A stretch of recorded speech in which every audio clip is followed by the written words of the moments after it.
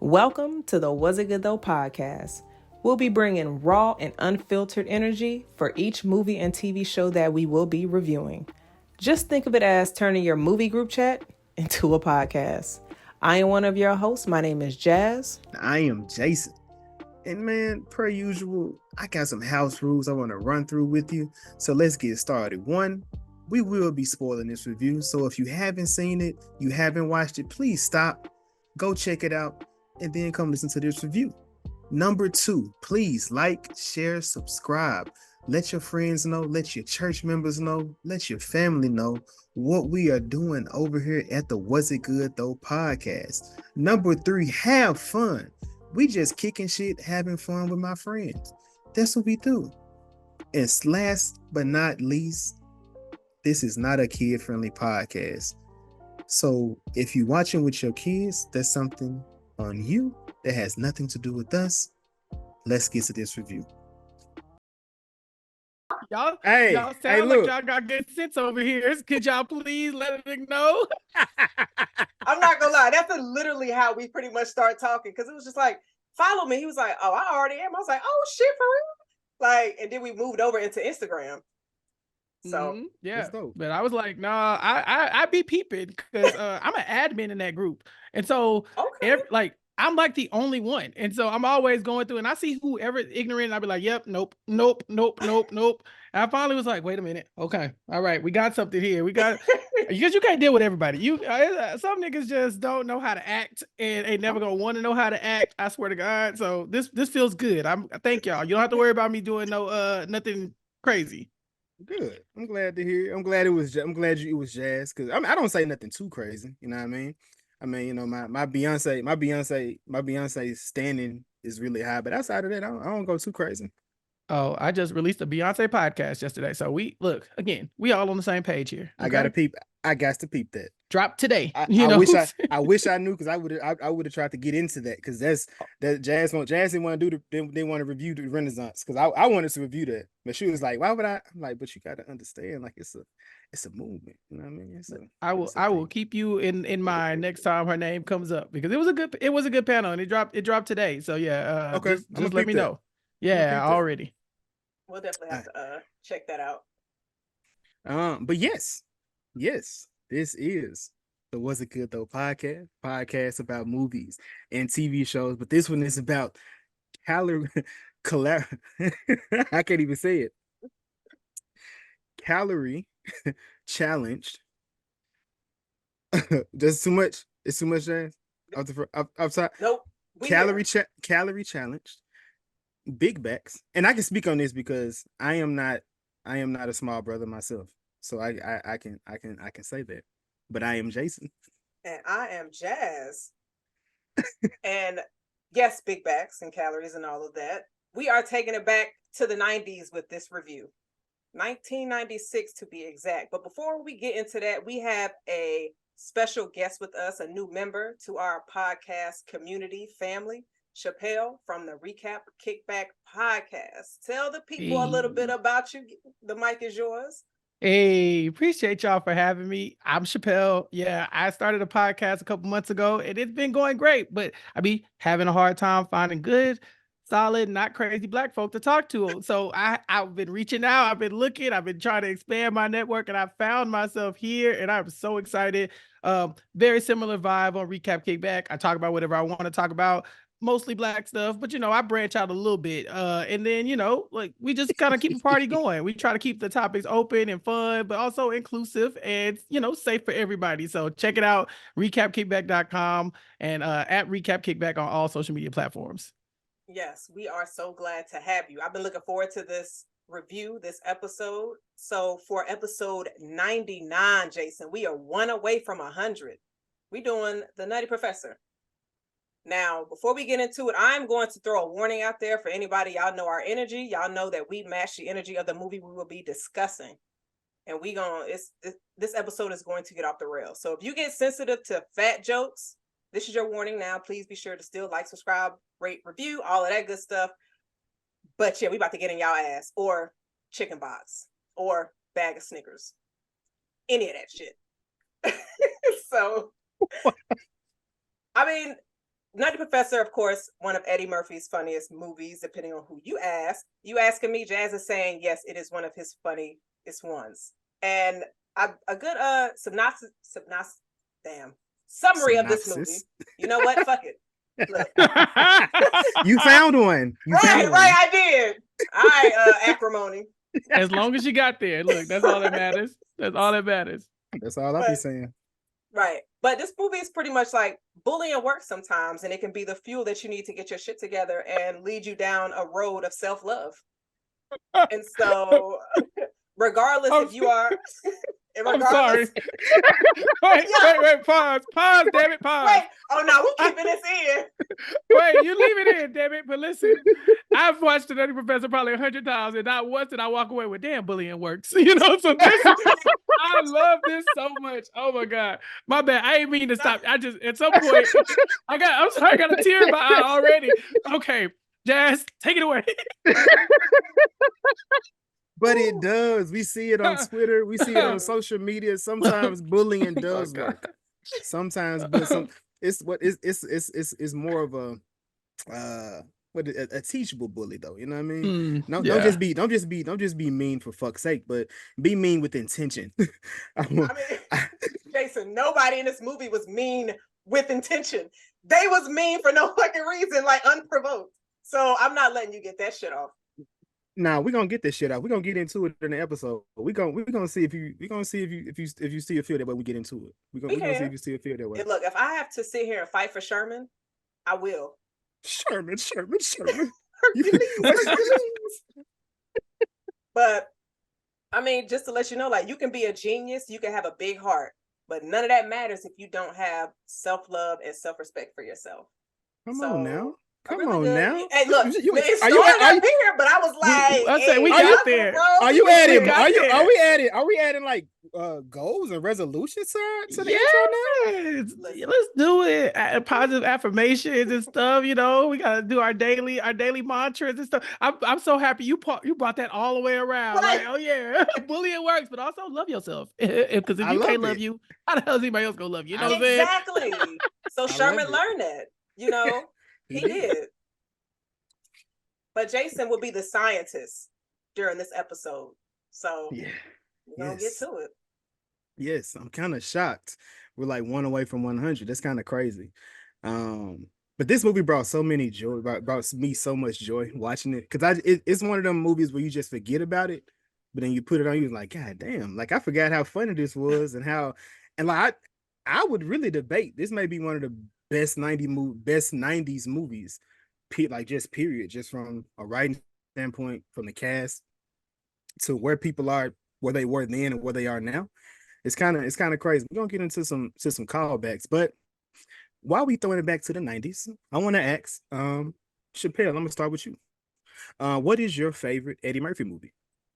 I struggled with this because I really thought it over and I was like, okay, he has so many bangers. But I think I landed on Life. And here's why.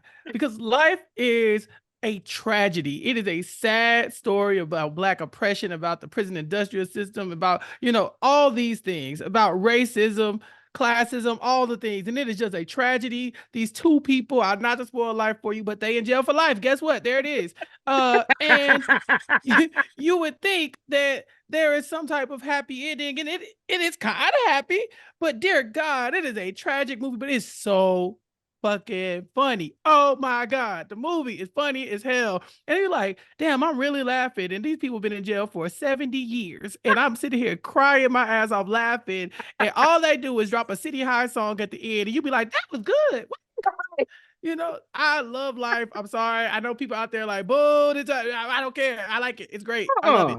No, that's that. I went up. Let me take it back, Jazz. What is your favorite Eddie Murphy movie? Shit, Life is the first one on my list. So I'm talking about.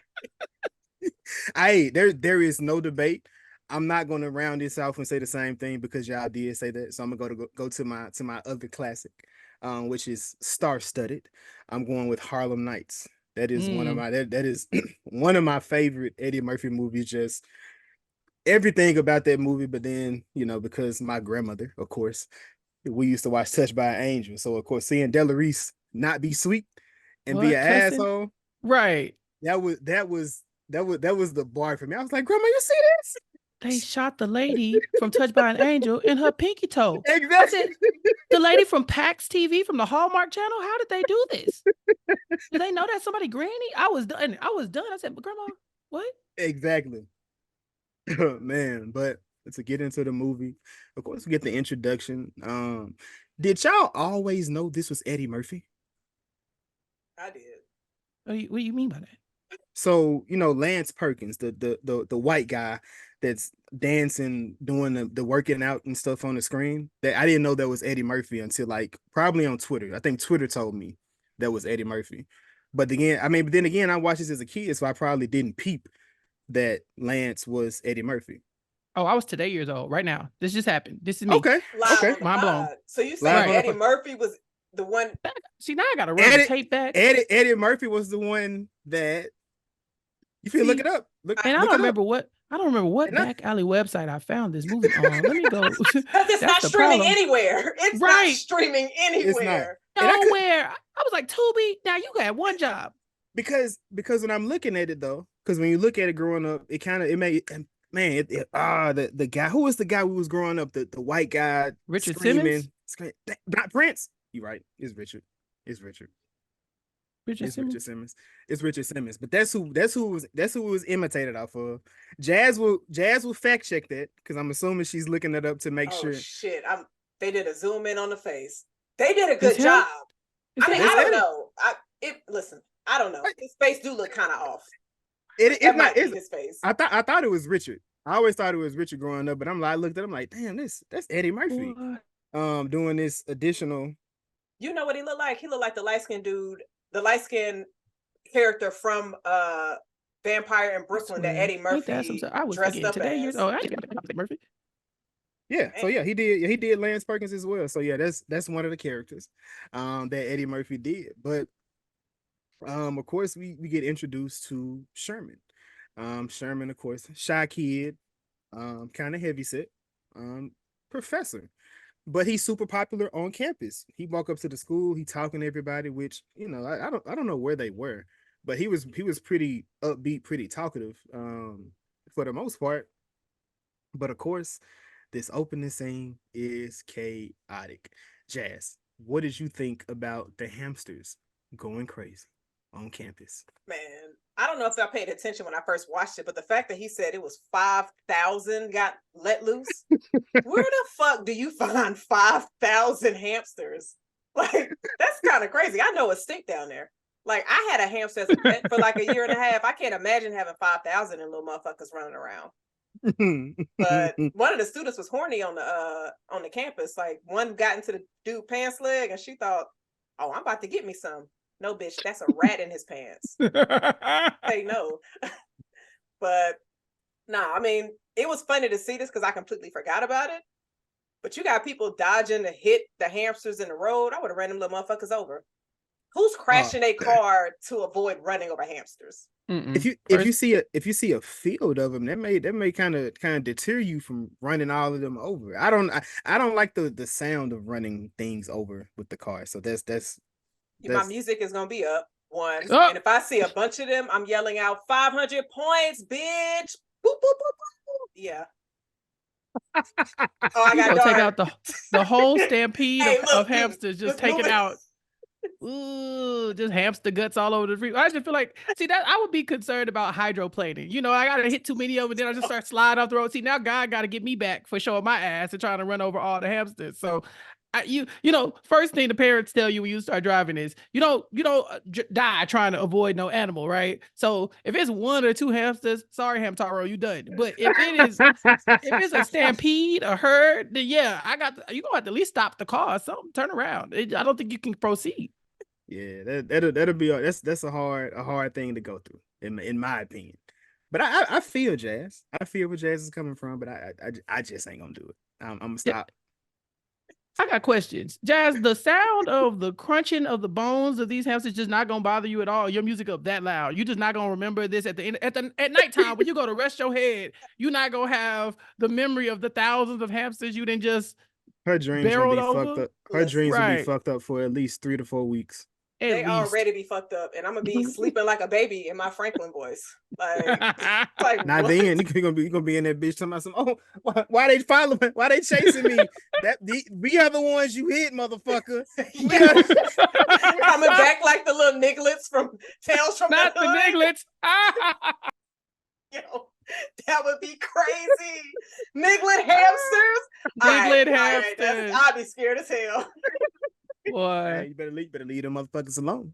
Leave them Right. motherfuckers alone. They ain't All right. did nothing. They You know ain't what? did this. It's Sherman. It's Sherman's fault. Y'all convinced Ultimately. me. I wouldn't run them over.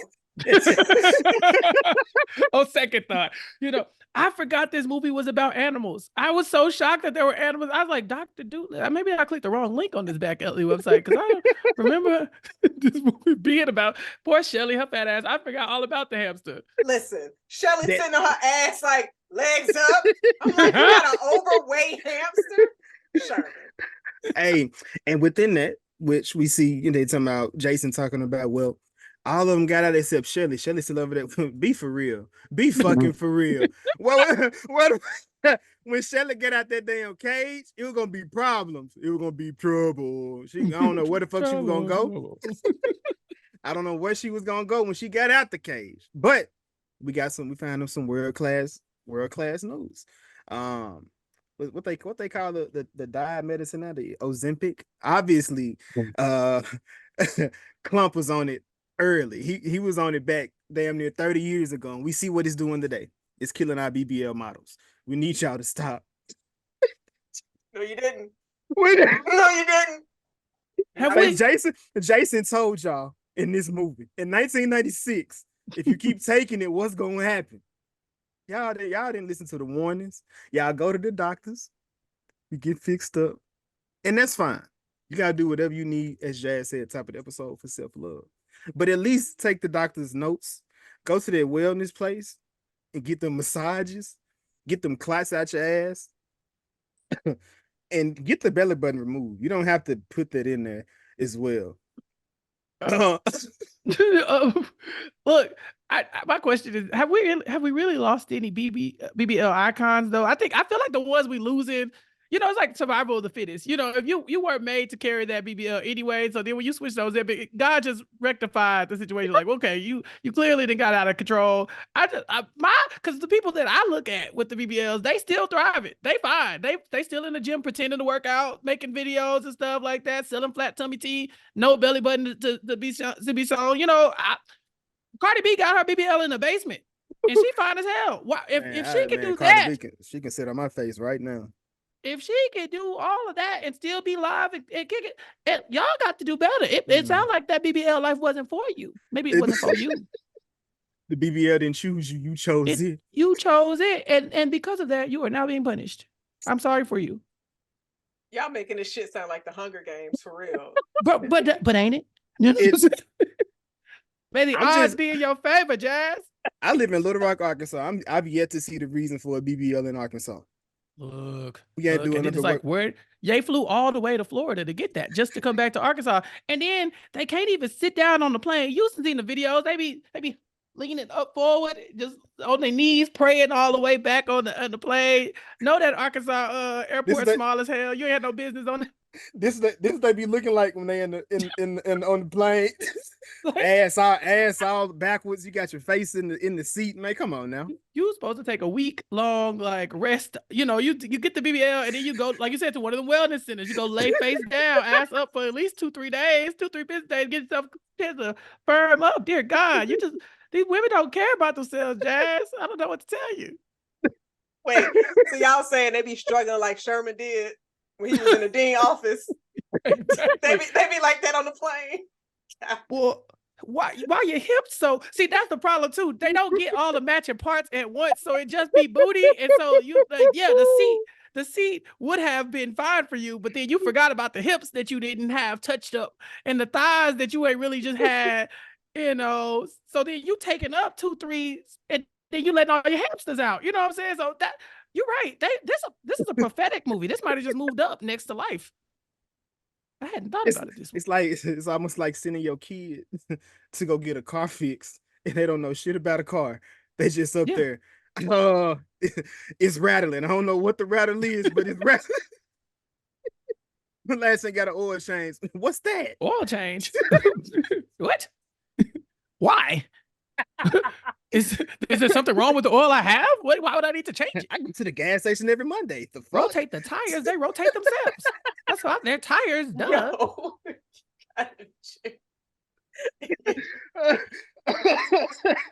All right, but this the dean versus Sherman versus Buddy, the dynamic definitely different. Chappell, what did you think about this relationship or lack thereof relationship?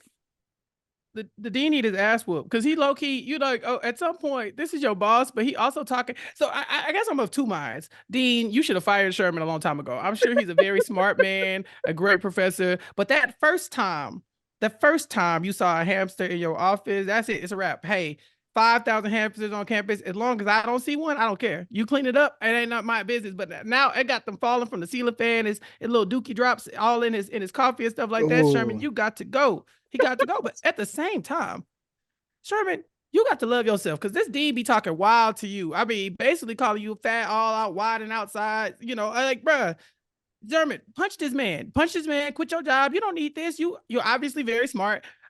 There are other colleges, a little Ozempic and some workout videos, and you too could be a dean or something like that. You know what I'm saying? Like, it just, in this universe, they just really wasn't giving him no type of credit for being a grown ass man. And so that's why I was happy when Buddy showed up and had a little more, a little bit more energy, a little bit, just to stand up for himself. That's all. Yeah. But of course, like I said, he's been passionate about this project. He's been pushing, of course, he's in class. He's writing, and of course, he's getting the chalk on his stomach at the same time. I've seen teachers, get it on their backside a few times by mistake, but he was, I'm telling you, at no point you look down to make sure everything is in the same place. His handwriting was horrible anyway. I don't know who read that, who could understand it as he was doing it. But he also had a junk drawer. So when I was growing up, I always wanted this, and my cousin, he had one. So you go in this drawer, just a whole bunch of. And he wasn't a big guy. He just liked candy. So he had this drawer full of junk. Chappell, if this was you, are you first? Well, actually, it don't matter.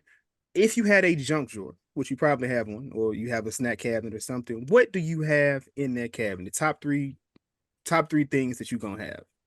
See, like the correct answer, what I should be sharing with this podcast is that I'm an educator and that I keep snacks in my office because, kids like to come in and eat, and they, these kids, they be hungry and po, and they come in, they starve it, and that's all they want you for, really. You got some noodles, you got some snacks, you got some cookies, cakes, blah, blah. So I keep that on here because I'm one of the cool teachers, come in, I got snacks, then they go on about their business, cussing in the hallway, all that kind of stuff. But then I just kind of, this gonna sound bad. I would keep the dollar store brand, snacks for the kids. You know what I'm saying? The Great Value, the Walmart, that kind of brand for the kids. And then for me,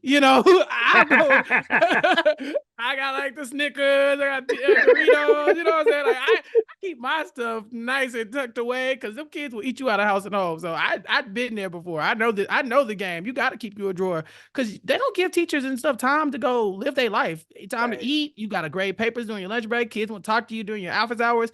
Bro, sometimes you just need a Snickers. Just say, I'm not myself when I'm hungry. You know what I'm saying?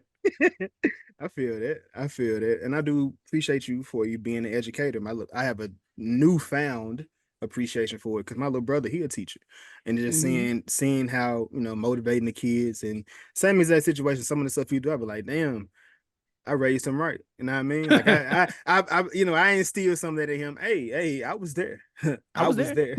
I was there. Like he didn't even say that was my first son. You know what I mean? You were supervising. You was in the corner like, that's good. He probably was instigating shit. Like what? I wasn't. I was a great big brother. Wait, I didn't. That's the brother that smacked you in the face, right? It is him. Yes. Yeah. He got Jason on the bottom lip. Look, none of my students have ever smacked me in the face. I don't know how much of a good influence. See, it was man. He was, it's still the brother rivalry. He wanted to do something. I told him not to, and he slapped me, and I was like, man, you lucky, you my brother. Otherwise, I whoop your ass up in here right now. But now, like I said, I show a little show respect, for my brother. But Sherman, he has two motivations within this, right? He has, first he has the losing weight. That's the first thing that's motivating him to continue with his research. But now he got Miss Carla Purdy. Jazz, what do you think about the lovely Miss Jada Pinkett's introduction in this scene? She knew that man was bent over. She could have looked through his window, saw his big ass bent over. She could have waited till he stood up. But she was like, nah, I got to go talk to Professor Clump. He's a genius. And so it was obviously somebody she wanted to meet for a long time. So she said, I'm not letting that big ass get in my way. And she introduced herself. Like, he was wild to pull up her address, though. But we going to get there. Like, she didn't even give it to him. He looked it up.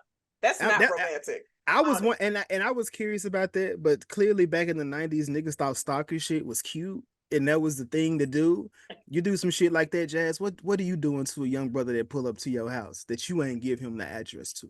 Oh, I'm treating him like a Jehovah's Witness and just letting him sit out there. I thought you was gonna put two in his shoulder. Oh, if he's outside, I'm not opening my door. Like, got you. It's he just gonna be if he's just out there. But I'm gonna make sure I send out the whoop whoop to the folks. Like, yo, this random ass nigga found out where I lived at. That's why I give him a fake name. Got you. Yeah, that was kind of wild. Him just pulling up to the house. She ain't passed. I looked at the movie twice. I'm like, yeah, she didn't pass that information, but he did tell her as well. I looked you up at work. Some people are finding that shit cute. Is that was just like a mark of the 90s and stuff like that? Because I guess it wasn't as easy to contact people. Like now, if somebody even send you a random Facebook request, you'd be like, who? How you? Yeah. Right. I don't even be using my real name on Facebook like that. Did you find the spelling correct? So that's already off-putting. But I really wish I could just say this was like men only. And I don't want to hit you with the like women do it too. But I ain't forgot about Alicia Keys. The way she's talking. Hold on. Wait, Chappell, hold on. I forgot. In her defense, she called him. Sherman could have called. That's true. Purdy. That's true. You showed up to the house and you had it on a piece of paper. So you got the address on paper and not my number to where you can pick and choose. Why was he writing his number down? Why was he writing his number and stuff down at the coffee shop? I've never given Waffle House my number. Not ever in my life. He was putting it in a little bowl. Yeah. I think they had to take one, kind of like a little contest, like a little raffle or something like that. And she followed his. So now I can't even win the contest. I can't even win the contest. She might have put it back in there. She could at least rigged it. She worked there. Like, damn, you win. Congratulations. I'm calling you to let you know that you won, but also I'd be seeing you come through and would like to go out with you. Right. That's actually smooth. Damn, Alicia. I mean, she almost was there. She just stopped at the stalker part. She didn't go the extra mile. Throw something in there. It was like I said, it was Waffle House. Maybe she was the prize of this game. Maybe she was the prize within that situation. It sure as hell wasn't his breakfast choice. Yo, hot chocolate and collards? Wasn't that what it was? I thought it was a fish. I thought it was a fish sandwich, right? Yeah, whatever it was. It was fish, greens, and hot chocolate and yams or something like that. It was a whole. His stomach is crazy. Do it back. It's built of iron. That nigga's stomach is built of iron. Drake, do not mess with that man. Leave him alone. Don't even rest. That nigga built different for real. Leave that nigga alone. That nigga, any nigga that eat fish and drink a hot chocolate behind it. It was the middle of the night. Yeah, but of course we get to the family dinner. One of the most iconic dinner scenes. I think this may be. I'll find it hard pressed to find one that's better at this point. Even your boy Tyler Perry. It's your boy Tyler Perry. I know you. I know you want to shout him out. I was definitely gonna throw shade. Like, this inspired him in Medea. Like, if you really think about it. Since we here, can y'all think of people that have been inspired or impacted by Eddie? Just thinking about their work and some stuff they have done. And Tyler Perry was one of them. Considering his I don't know if Medea is funnier than Grandma, but I do think Tyler Perry was definitely inspired by some of the work that he does, especially with him being somebody that does a lot of characters. So I was going to ask y'all, who are y'all top three, man or woman, actors who do other characters? Hmm. I'll start For with you, these, Chappelle. yeah, for these comedians, I think it's kind of hard because, a lot of them were like sketch comedians back in the day, would do like the Mm-hmm. Saturday Night Live thing. And so, we had like, Jim Carrey and, on Living Color and stuff like that. And all of those people playing characters. But then sometimes you get like the Wayans brothers who can do two or three as well. So I always like seeing them. I think, well, I mean, Martin Lawrence obviously is a big one. I don't know if Martin is influenced by Eddie Murphy or if they influence each other because they're around the same time, right? They're the same era with them two, Yeah, because his show, he did everybody damn near. yeah. And then Jordan Peele's probably another one who, if you look up him and Key and Peele, they do a lot of like the characters, right? It's the same same episode. You're gonna get them two, but they're gonna play 18 different people. Now, again, these are not my top three. I'm just naming people at this point because I've never actually seen Key and Peele, but I've seen the commercials. I'm sure some people like it. I seen that one clip where he going down the line, Yeah, dapping bro. people up. The Obama. Yeah, the tuck, tuck it in, tuck. You feel it right there? That's all you, because that's all we got. That's all we got. You know this. You know this. Yeah, no. That was, yeah, as far as when it comes to it, now you're definitely correct as far as like just with the sketch comedy. But if who do you have who was in your top three?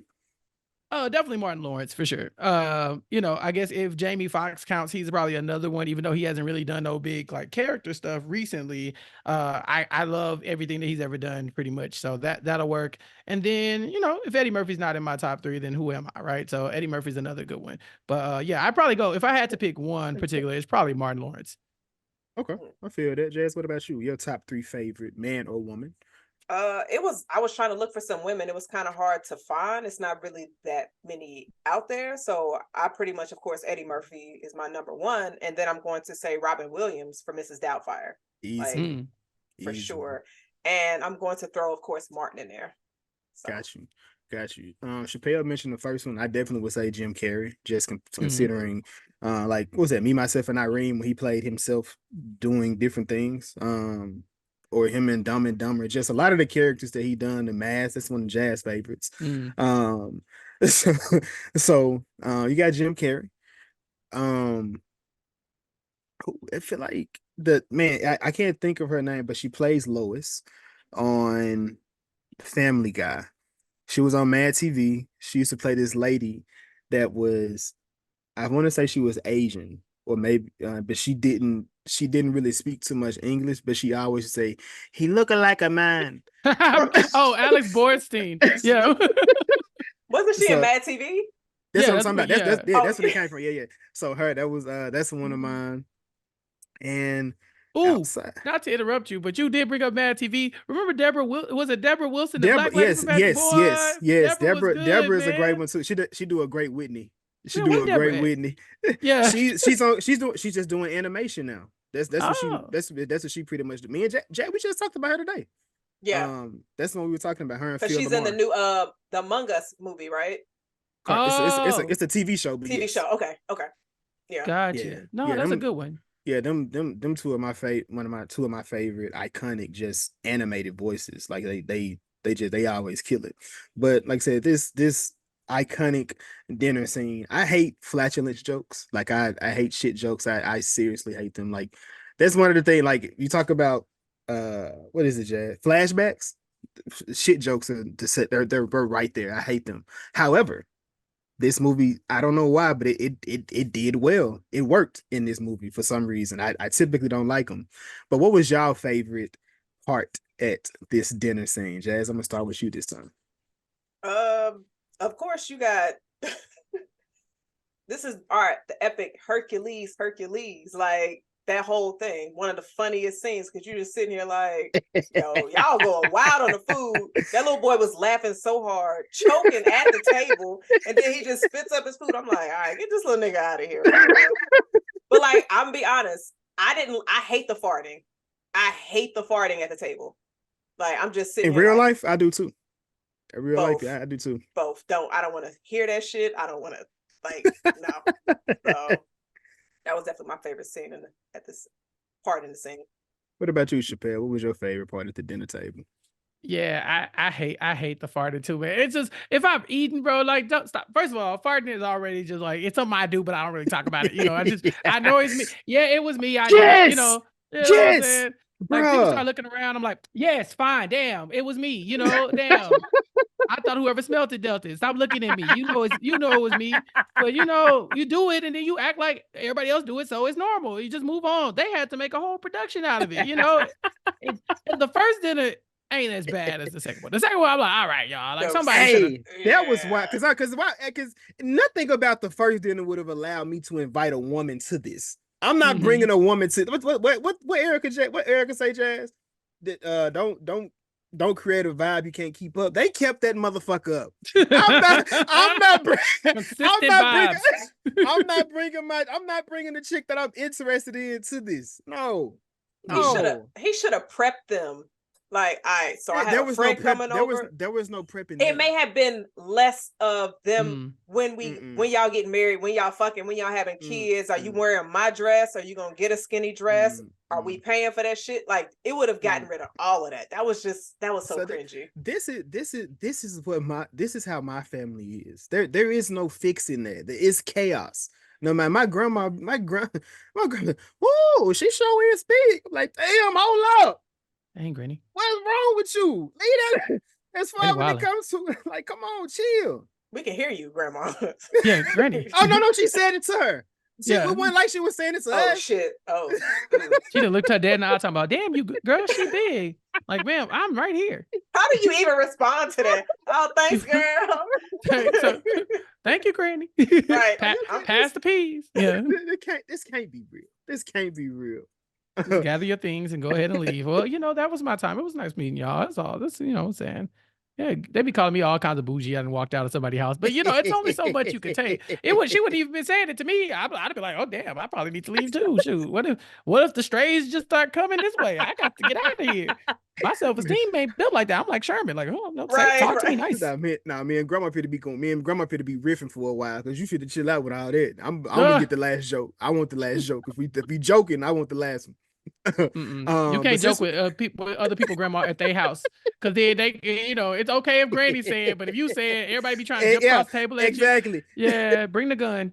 Respect goes both ways in my that's how I work in my I that's a warning. Fair shot right there.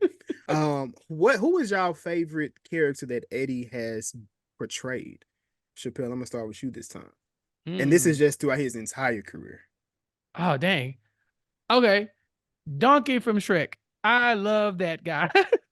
It's hard to narrow down like the Eddie Murphy, the ones that the titled people that he's known for, like the Norbits and the Hakeem, all that stuff is hard. But Shrek and Donkey, that's a tag team duo for the ages. He carried as a donkey. So I'll give him that. That's like my cop-out answer. I'm not mad at that. Who you got, Jazz? I'm gonna say the first one that definitely comes to mind. It was going to be Sherman, but I'm going to say Norbit. Yeah. I like Norbit. I'm shocked you picked Norbit over Rasputin. If you in Norbit, that was the love interest. I forgot her name.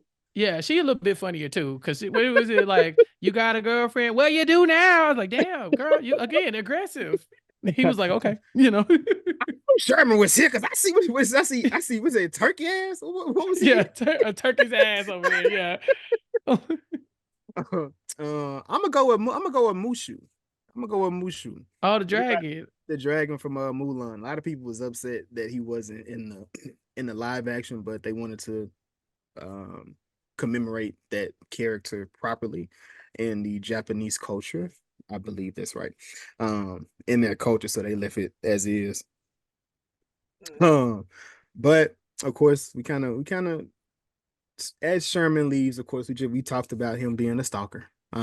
He definitely went about that wrong. But again, maybe 90s was more acceptable back in the day. But Scream also came out this year, so I don't know what was acceptable or what was.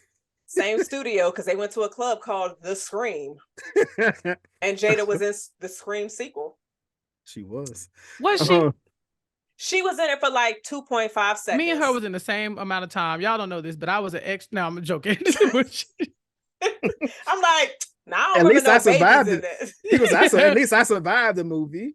Yeah. But of course, you know, Sherman, he begins to have these dreams. You know, Jazz is a dreamer. I'm not really a dreamer. But I only can imagine if I had to dream about the woman I was in love with.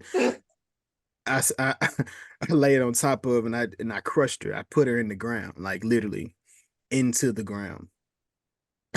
but of course he also had another one where he kind of turned into Godzilla.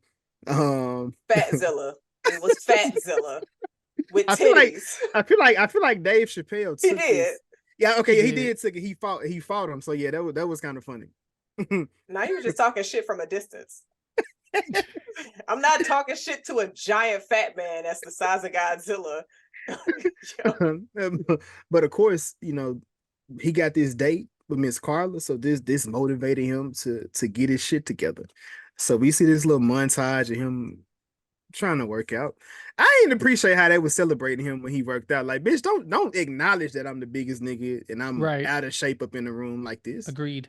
I don't think it was that. I think they saw the work he was putting into working out, because I'm sure he was doing all this in a matter of 4 days. My nigga, you're not losing all that in 4 days. So I don't know why the fuck we doing this. Yes, the date was Friday, sir. What are you gonna do in the next 3 days?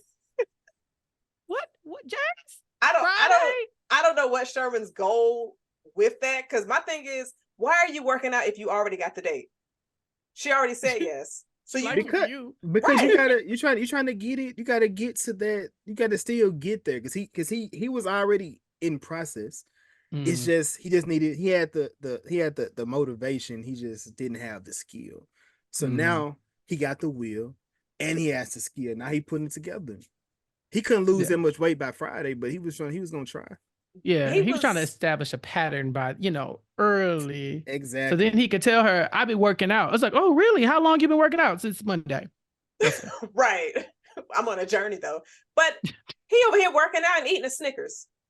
Come on, Sherman. It's his cheat meal. Dang, y'all strict here. He was in that look. He was in that damn gray sweatsuit, sweating all over people. I'm like, all right, Sherman. Hold on. So, but of course, we make it to date night. You know, Sherman pulls up, goes into the club. He's kind of bumping everybody as he goes to, which I mean, that the way I'm not gonna even fault him for that. The space in there just wasn't, big friendly. I want to say that, like him getting through there, they just had everybody. They was already elbow to the thing, but why did? But I'm also trying to figure out, maybe because Sherman didn't go out. Like, you have to be of the confident to sit front row at a comedy show. Yep. Like, I've been at a comedy show with a chick, and I know how it goes. Like, but that's why when you do, you got to make sure she is cream of the crop. So if they do make a joke, at least it's a good joke. Is it wrong to go to a comedy show with somebody that you're dating and the person jokes on them and you laugh?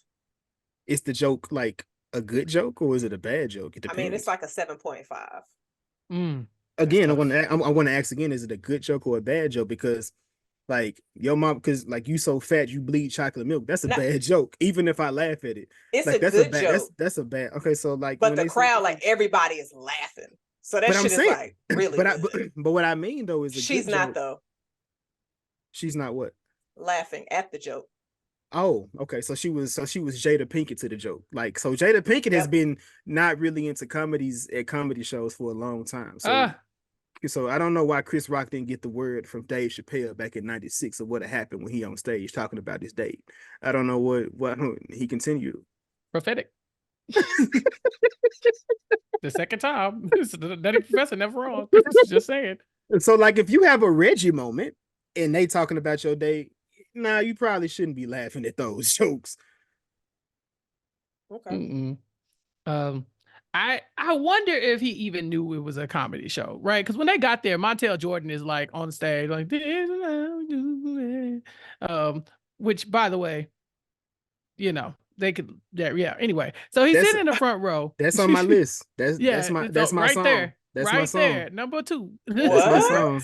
Look, I don't want to jump the gun, so we'll get to that. But sitting in the front row at the comedy show, like I said, for me, I feel like he didn't know. He was kind of blindsided by it, but then he becomes the butt of the joke the entire night, and it's like I've always felt like if you're really funny, you don't have to do low hanging fruit to make people laugh, right? But people at comedy shows, they're gonna do whatever it takes to make people laugh, because they're not gonna be up there just like bombing, because there ain't nothing like the silence you hear when you throw a joke that don't work. So he found something that worked. He had a target, and it was just boom, boom, boom, hit after hit after hit.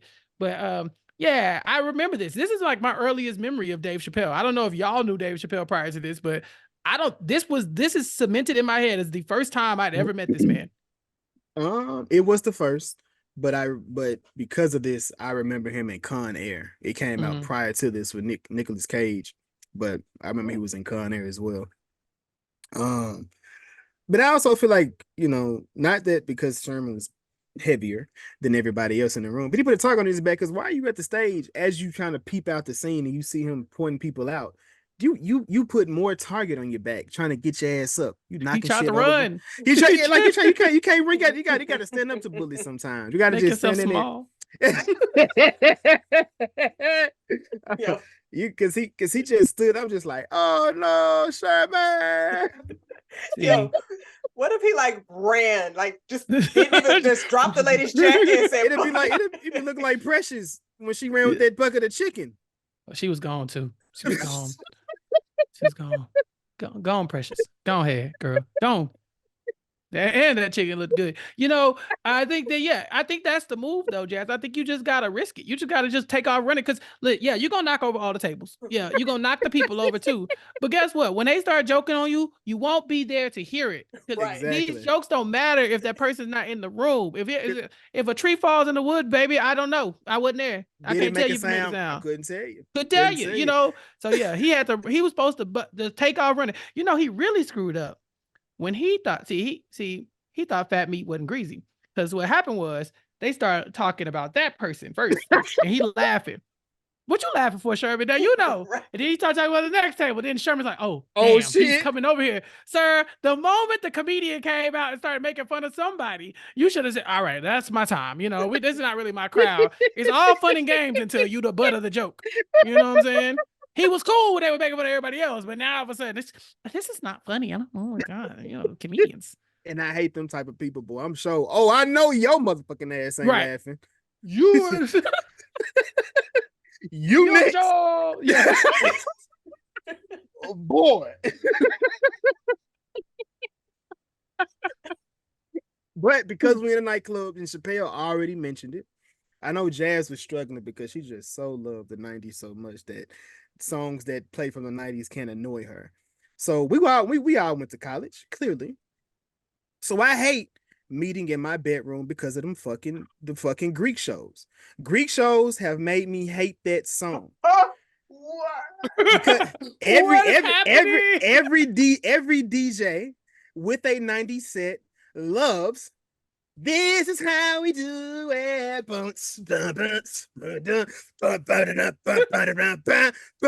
That guy must warn you. So that it's the same mix every time. It's the same two mixes. They play "This How We Do It" into BBD Poison. I hate them fucking songs because of that. You hate Poison? Look, let me say this. It's classic. I enjoy the music, but it's almost like how they was trying to do "Can We Talk?" So I'm glad I stopped going. I'm glad I stopped going out, because you're not fit to fuck that song up for me. I refuse to allow you to fuck that song up for me. Tevin has so many hits, and there's so many other songs you can go to. You're not gonna do that to him. Not to me. So you saying it's not the song that's the problem. It's just that people play it out so much to where even though it's a great song, exactly, you just don't got it. I can't just hear it every day. Is that what you're saying? That's more so where I'm at. I don't hate it like I don't hate it to a point of where, like, if I heard it, I'm gonna be upset. It's just when I'm out, I don't want to hear it, because there's other music we can go to. And I like to mix and do stuff like that myself. So whenever I play music, I'm trying to put you onto something that either you forgot, something that's like you probably haven't even heard, and I can mix in the shit that you know as well, but it's gonna be more of the lesser known but then I can throw the hits in there as well. So like there's a better way to mix it, but I think people just want to get that, and I that's what I don't like about music today. But anywho, that's my rant. Well, Chappell, what's your hate song? I'm kind of in the same mindset, because when I think about the 90s, a lot of those songs, I'm like, okay, bad or good, those are the songs from my childhood and stuff. So they mean a lot to me. Like, I can objectively say a lot of songs were bad, but just because they bad don't mean I don't like them. You know what I'm saying? Now, what I don't like, we all family here, right? Okay. So every now and then a movie will drop, and then the white people will find out about a song, and then the song is now the most popular Black song ever 30 years after it should have been popular, right? So when the white people found No Diggity, when they found Pony, I'm looking at you, Pitch Perfect, I'm looking at you, Magic Mike. Why? Those songs were perfectly fine before y'all got gonna be mad. Now I gotta hear them songs all the time. You know what I'm saying? Like, and it's okay. Those are good songs, but we had they were moderately used hits from the 90s. Now, every time I see a white person at karaoke, I'm like, here comes Pony. Here it comes. Here comes No Diggity. Every time it's coming. Here it comes. You know, I can get past walking into a bar that's predominantly white and knowing this is how we do it. It's gonna play. Yeah, by Usher is gonna play. I can get past that. But it's just when y'all didn't discover this. Y'all just got to do this to every song, to everything. Every time I look up, colonize. That's all I'm saying. Did I put too much thought into that? You did not. That was perfect. That's perfect. That's perfect. Like, I felt like I did, but you really did your research in that one. I feel it. It just really sticks right here in my craw. You know what I'm saying? Look. I just look. I was at the Greek show. Look, I'm a Q. I hopped to all that stuff. But if No Diggity come, I'm like, see, now I got to put where's my damn, like my damn hat at, I didn't put my hoodie back on and everything. Start wiping the baby oil off. Why did I come out here with this? I was eating. I was like, get out of here. Wait a minute. Wait. You was eating baby oil and you was eating. So you get lathered up to go eat chicken. Maybe I should try that. I don't know. Is that the thing to do now? Back in the day. I can shave baby oil. I'll be sitting there. Back. Look, it was a different time. I am far removed. Look, I am a distinguished educator now, so I don't do any of those things. I definitely don't listen to any of those songs either. So Chappell, since we here, you mentioned karaoke. Do you have a go-to karaoke song or songs? Me and Jazz, we kind of just discussed it, so I'm gonna throw it back on you. If people are if people up there bringing down the house, like if they up there really singing, then I'm gonna try to match that energy. So I'm gonna do then I'm gonna do like some Cisco or some Drew Hill, just so I can get up there and just cry like a little, just 90s R&B. 90s R&B, yeah, it's a crowd pleaser. Also, people don't give Cisco what he deserves, but the man was singing. I'm just gonna throw that out there. But then, I like to do like a fast song. I like to get everybody like involved, or some rapping too. So I do something like some Biggie Smalls or something like that. I love it when you call me Big Papa, that kind of thing. So I have a few, and then if I'm with the white people, then I go full the other direction. I go completely rock and roll. I do like some Fall Out Boy, something like that. So you gotta have it's levels. You know what I'm saying? You gotta have options. I feel it. Do you have a song where you do a duet? Where I do a duet? Yeah, like I said, so every now and then, if somebody is singing a song and they need a partner, I know a lot of songs, so I like hop in on it. But I'm not gonna be nobody's avant. I can't do it. I tried it. I tried it, but when I sing the song on the radio, I sing everybody part. So then when I get to karaoke and I can only sing my part, I'd be like, oh, well, hold on, but I can picture. Oh, that's you in the move. Okay, I don't know which my first love. Like, I don't really know which one is me. So that's why I just fall back. Is that too much? I know I'm new here. I would love to flip roles. Like, when it comes to the gender part, I would love to sing the woman's part and allow a woman to sing the dude's part. I think that'd be dope. I just don't know when to stop. Like, I just be like, not taking the mic. He pulling the David Ruffin. He pulling David Ruffin on stage. Right. No, Oh, that's wow. Eddie Kane. Nice like this. But nah, that's Jack. funny because like I love doing duets for We Can't Be Friends. And when I'm in the car singing it, I know both sides. Yeah. So if I can't find nobody to come up there with me, I'm going to just sing both. Both sides. Yeah, both sides. Yeah. Understand. That's how you do it. I can sing along with the song, but I suck at lyrics. I feel like because I know so much music, it's hard to keep up with what the songs are. But yeah, nah. I'm like a name that tunes type person. Like if you tell me the song lyrics, I could probably tell you what song it is. I am not a singer, but I can carry, like I said, I've heard enough music to where I can, Okay. I'm, like in the video games, like Rock Band, where you got the little line and you got to sing and this wave it a little bit, you got to hit it that perfect. Like I'll be in that line area. I just don't be, you know what I'm saying? Like it just, it's, so like I said, I'm good for karaoke because like I said, I know a lot of songs. It's just, ain't nobody finna be wild. It's going to be like, okay, valiant effort, type of response. Good answer. Some Family Feud claps at the end. Like, oh, he know these words. Uh-huh. Do you add dance moves as well? Sometimes, yeah. If it's a song that you kind of have to, right? Like you gotta play to the crowd. If you don't know the song and you looking at the words, then it don't give you the room to really just show out. You got to do something by heart. Matter of fact, even if you don't know the word, you know it better than the words do. You ever been singing karaoke? You look up at the words, you're like, that is not what I've been saying, but I'm gonna just keep doing what. I got hit. There's a fourth verse on Get Low. I don't know where that fourth verse came from. Maybe them two niggas got two verses apiece. I don't know. But I was like, where did it even come from? Hey, white man, do you know this one? I ain't never. I was telling them, I said, I don't know this one.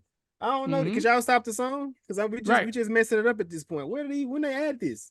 Yeah, no, they do got that extra verse. And if it started playing, I wouldn't be able to tell it to you. I'm just trying to get through the initial ones and then touch your toes, bend over to, but like I know that one. Come on, we get to that part, and we good. We good. But of course, like I said, this is what kind of drove Sherman to go ahead and try the human trials on this concoction that he's been only given to a hamster for some reason. I don't know why he thought. Maybe it was always going to be given to humans. I don't know, but he tested it on himself, and we see the results. Now we got Buddy Love. Buddy Love, obnoxious, loud, super confident. Jazz. Do you like with this one here? What did you think about Buddy Love? Let me start there. I don't know how Jada got so hooked on him after one date. Or no, they had like one conversation? They had one conversation and one date. I'm sorry, the comedy club date was not that lit for you to be like, oh, I'm so in love. I said, damn, sis, you hooked already? Like he was laughing loud, mouth full of food. I'm sitting here like, please, Eddie, close your mouth. I can see the mashed potatoes in your teeth. Like, nah. Jazz, you're not the best person. You go on the first date mad for whatever reason. That's not true. There's nobody that I went on a date with that would be like, Jazz was mad on the first date. No. You don't be, your outward expression is completely different. It's like you go into it like, yeah, and I'm not gonna like this nigga on purpose. So if there's a second date, then we can be like, okay, that was pretty cool. We can get to the second. You lying on the pod now? Jazz, is that what we do? Let me ask you lying because Chappell here. That's what's going on. Jazz, let me ask you a question. You gonna answer it? Asking if I'm gonna answer it before you asking is wild. I know. I just want to see you gonna answer. It's not gonna be crazy. All right, go ahead. All right. In the last year, how many second dates have you been on? Ooh. None. But in my defense, them niggas wild. They didn't deserve one. It's all them. It's every one of them. It ain't me. Nah, I live in Florida. That's a valid excuse. Exactly. You started with that. Right. Here we go. And I'm not saying, I'm totally. It's totally jokes as far as when it comes to it. I do say Jazz. I say Jazz hard on niggas. I do say that. I can definitely use the excuse of like I've maybe only been on 2 dates in the past year. Oh yeah, I forgot you up. You downgrade niggas as the date progresses. You downgrade dates. Oh shit. I don't. Never mind. That's cold. Dang, that's cold. So you start off on a date, and then halfway through, you be like, "Luckily, we came here as friends and not a date." You know, like you We went just out, had- and came home, like, "I haven't been on a date in a while." I was like, "Ma'am, didn't you just leave the Chappell, screen?" yo, Like that was you gotta go, Chappell. You making a spot hot. You making a I'm spot asking too hot. questions. He brought it up. It wasn't even me. I'm trying to understand. I'm trying to understand. I'm gonna have to edit that out. You better not edit this. Do it. Edit it out. You listen. Do what you gotta do. Trust me. This one, I didn't say some wild stuff. I didn't have to hate him. It's the fact that he put me on the spot more than Cavassier, and and this is his first time on the pod. Woo! Oh man, it's gonna be a rough month, y'all. We have found a new great guest host. We have found a new great guest host. Okay, so I've been dying for this. in this we do have a transformation. We got Buddy Love. Who is y'all favorite transformation in a movie or TV show? Anime does not count. So no, Goku, Frieza, and Vegeta cannot be the answer. If you want an example, Steve Urkel, and Stefan Arkell. That was a transformation from one character to another that had a completely different mindset, completely different vibe. Can I use Van Helsing when he was a human and then turned into a wolf? I don't even know who that nigga is. That sounds like a white person. Who is that? Oh, did color matter here? I didn't know it had to be. It doesn't. I just don't know who it is. So I mean, you answering, I was just like, shit. I guess it counts. Shit, I don't know who that person is. But that's fine. Okay. Is it like a comic book movie? He's like a vampire hunter or something. Werewolf hunter. Okay. Yeah. I know you're talking about. Okay. There was a movie too, I think. Yeah, Van Helsing had a movie. Yeah. Hugh Jackman and Kate, somebody who was in Underworld. Winslet. Yes. Yeah. I thought that transformation was dope because that seems like the best transformation I've seen of somebody turning into a wolf. But, okay. Dang. I don't know, man. It's hard.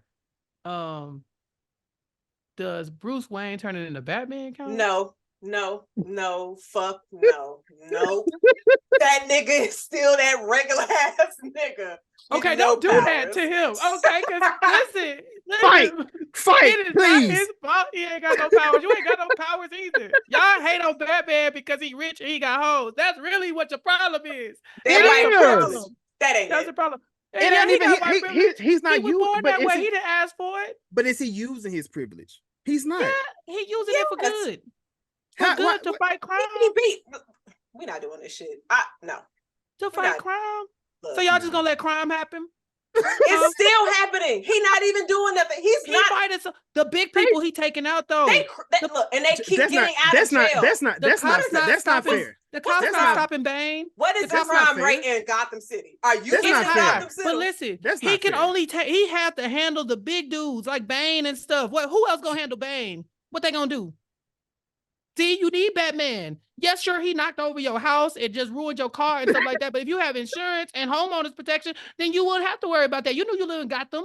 Dad's writing a show about insurance claims in comic book movies. Yeah, look, I'm just saying, there are people, like, the crime rate was high before he got there. It's lower for sure. I'm sure it's lower. It ain't low.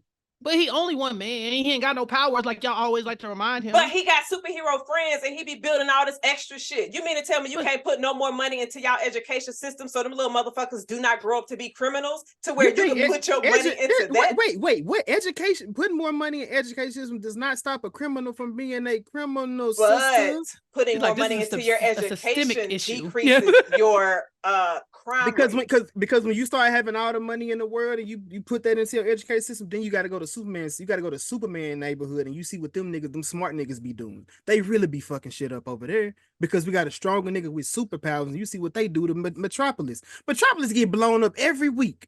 And And so does Superman is Gotham strong. City. But Yeah, but Superman crime got rate- Superman. but you said no powers and he using privilege. Superman is broke as hell, just like Spider-Man. And Nobody brought up Peter. Like, we're not even so- on that side so, of the street. So now he Peter. Wow. Okay, listen. And we know where he from. Hell, his crime rate been high as hell. They make TV shows based off of his television show. I seen Law and Order SVU. I seen it. Listen. And he ain't showed up in one time. My superheroes in New York are Benson and Stabler. And ain't neither one of them in no motherfucking Batman suit. They Fighting got the crime same at amount of night. powers as Batman. So let me ask this. When there's a crime happening at 12 o'clock during lunch hour, where the fuck is Bruce? He don't even fight crime during the day. He at work. Bruce got things to do. All right. He rested. Not rested. No, I need to get my 7 hours of fucking sleep. He sleep. Hey, Can he sleep? Listen. he can't be everywhere. He can't be everywhere. Spider-Man Oh, got so now Peter got he a job. Peter got a job, clockwork at the newspaper. And both of them fight crime during the day. Hey, I'm not going with this because in the Flash movie, Batman was out during the daytime. On the last Batman movie with Bane, he was outside beating that nigga ass in broad daylight. So I'm not. The whole fucking city had been taken over. What are you talking about? The damn bridge was. Let's get back on the movie. I don't like that you think that hero is supposed to win all day. They supposed to lose too. You got to see where they try. That man ain't got no powers, and he be doing the same thing that all the people with the powers do, and he be doing it better than them. So I just feel like we need to be kinder to our man Bruce here on this podcast, because I know how y'all get down here. No, I love Batman. So no, I don't. I'm not that. This is just her. This is just her. Leave Bruce alone. But of course, when Sherman becomes Buddy Love, he kind of neglects his Sherman responsibilities. So you kind of see him late for school. He's not taking care of anything else at that point. I think he was still looking at the weight loss of himself, but also I feel like he was more focused on how Carla felt and the needs of Carla.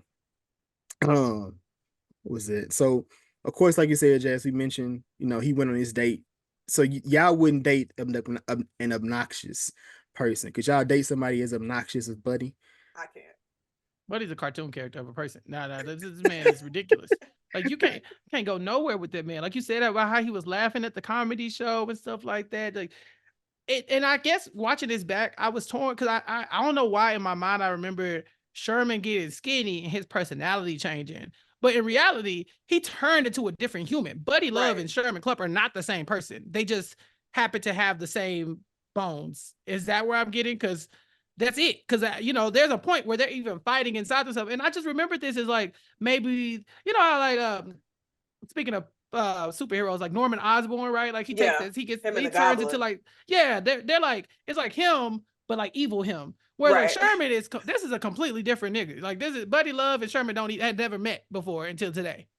I thought it was weird because Buddy knew all of his information, all his science stuff, but Sherman didn't know Buddy put the serum in your drinks. Like, it seemed like y'all kind of shared the same brain, but y'all didn't know what the other person was doing, or Sherman didn't know what Buddy was doing, but Buddy knew what the fuck Sherman was doing. Yeah, it was kind of it. So for me, I felt like it. To just come with me a little bit. Just come with me. So I felt like it was Buddy was the person inside of that Sherman wanted to be, but I felt like the insecurities and him having morals kept him at bay. Like that kept him from becoming who Buddy manifested when he actually came out. So when Buddy was out there, Buddy was just the wild side, the side that Sherman couldn't obtain, couldn't get to. And that was because of, like I said, because of all the insecurities and him being shy, just not him being able to. And like I said, that was just him living the life that he wanted to live. Almost like when a nigga, like I say, when niggas finally get that status, whether it's in a job or in school, they go from here to they get to this point where now people are showing them attention, or as the elders say, you're smelling yourself. So I feel like that's what that was. That's what I felt like it was. Yeah, it's like in my mind, I hadn't seen the movie in so long that I just thought like, it was like, oh yeah, like you said, he feeling himself. He was just feeling himself that much.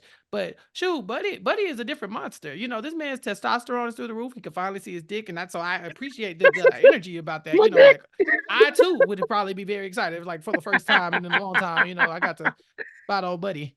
You know, the big homie. Yeah. Nah, yeah, Buddy was going wild. Like his whole montage and all of that, I thought it was hilarious. And him and like his spandex. Yeah. I know Eddie was in the gym getting ready for this role because like his body was looking right. And I don't remember, I have to see like when Boomerang dropped. It was probably close together. He dropped a lot of movies in the 90s, but definitely very in shape. But shit, he had to be because he was wearing that fat suit running up those steps. Yeah, that suit was probably very, very heavy. Right. I don't know how Sherman was still that big. Like, my nigga, you had a nice little commute. Like, your steps hit 10K every day. So hey, but look, when it comes like he said, like genetics. Sometimes it's in your genes. Sometimes it just ain't meant for you. You big boned it. That's how you say back in the day. Like it just doesn't change for everybody. But we get Buddy versus Reggie. What was better snaps? Reggie on Reggie on Sherman, Buddy on Reggie. I'm gonna say Buddy on Reggie. He ate him up. He really did. Yeah, he ate him. Shit locks went double platinum in the hood. I'm sorry. Y'all know it did. Y'all know it did. Every time I see that, I'm like, well, why did you take that hat off, my nigga? You didn't need to do that. Yo, you got that hat off for a reason. Yeah. He smoked him. Take this shit off. Which reminds me, better. So who is Chappell's better lead, I guess, in the movie? So you got Martin in Blue Street, you got Eddie in this one, and we just did Undercover Brother with Eddie Griffin. If you had to pick one, Chappell, who are you riding with? Then I thought I had an answer until you said Eddie and Undercover Brother, because let me tell you something. That movie right there, y'all called me for the wrong podcast because that's my shit. That movie is so funny. He's like, the mayonnaise. No. Do you eat mayo? No, absolutely not. Thank you. Absolutely not.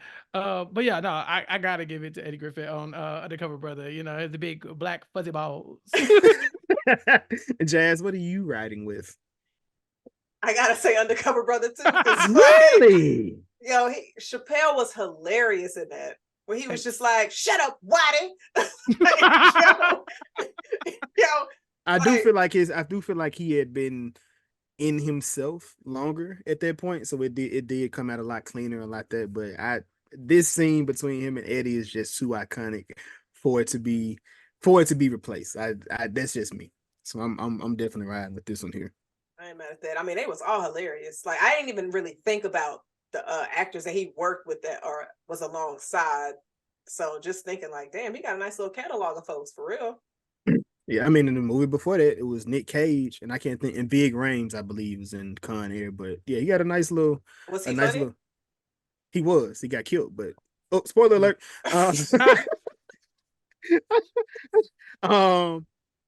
Did y'all notice that the man that threw him in the guitar in the piano wasn't Eddie Murphy? That was like a horrible cutscene. Did y'all see that? He had a stunt double to throw Dave Chappell's body. They cut it horribly. It was like it was him and it wasn't, and then it was him again. I was like, God damn! Like I freeze framed it when I looked at it. But the next thing I was gonna ask y'all was,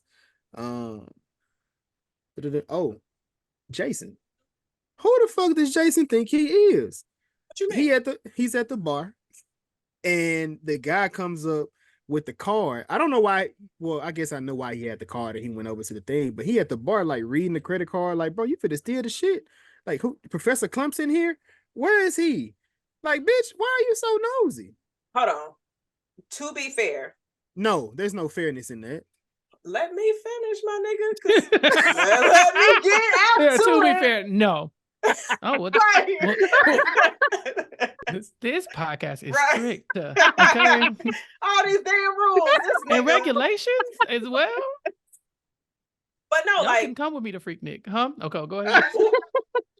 Jason not if it's a 36-hour drive. I listened. You know, Too Short was on the plane. Stop playing. You're the second fucking person to bring that up. That man was famous in the 90s. He wasn't new. You know what I'm saying? Hell, y'all let Jalen Rose lie and say that he won a car. Sir, that is called getting paid for being a top basketball player in college, sir. You ain't win no car and sleep on the floor at somebody at rim shop. You slept on the floor at the rim shop, but you ain't win no car. A Fab Five won a car. Okay. And I guess Johnny Manziel won billions of dollars as well.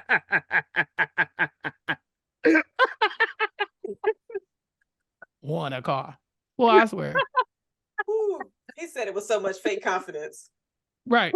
I mean, the hairline fake it. You know he gonna lie about everything else.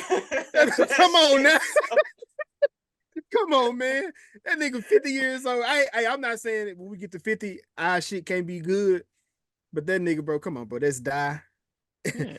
That's dying. You can touch up your edges if you need to, but damn, you ain't got to. It's different when you get to painting it on there. You know, like damn, you got to.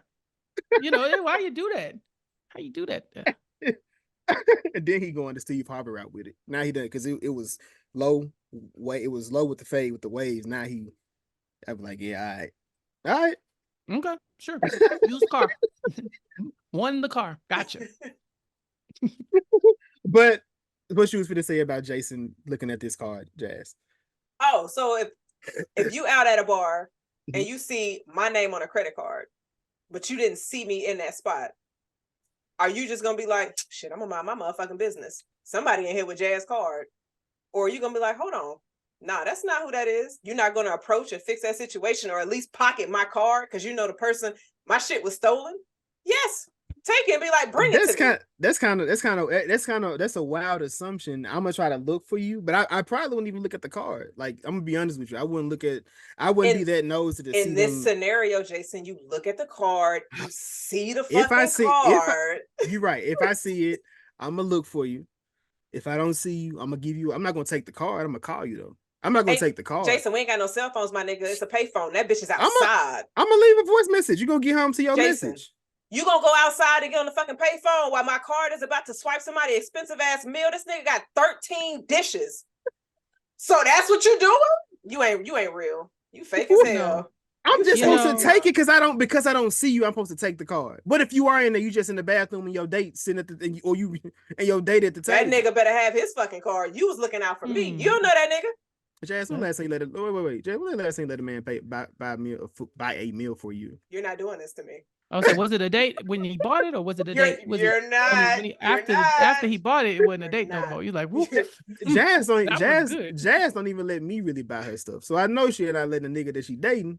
Mm-hmm. I just find it funny how she wants you to be a vigilante for justice, but had so much problem with Batman doing it, but she wants you snatching cards and running stuff like that. No, you do the proper thing. Call the authorities since you know every goddamn thing. Since you got your degree. Oh, nigga, don't talk to me like you on a Kanye album. You need to be looking out, damn it, because if somebody stole my shit and then I hit the group chat next tomorrow talking about, yo, I got $1,000. You can't hit a group chat. You can't hit a group chat. We ain't got you right. You got to. If I go to the motherfucking group, I am nigga on AOL. Once I get to the house, meet up at the coffee shop. You know, like somebody charged $1,000 to my card. Damn. Was it your American Express? I seen that shit at the bar last night, and you ain't stupid. Some skinny nigga named Buddy Love had your card, and I was like, that look like Jazz's card. But that don't look like Jazz.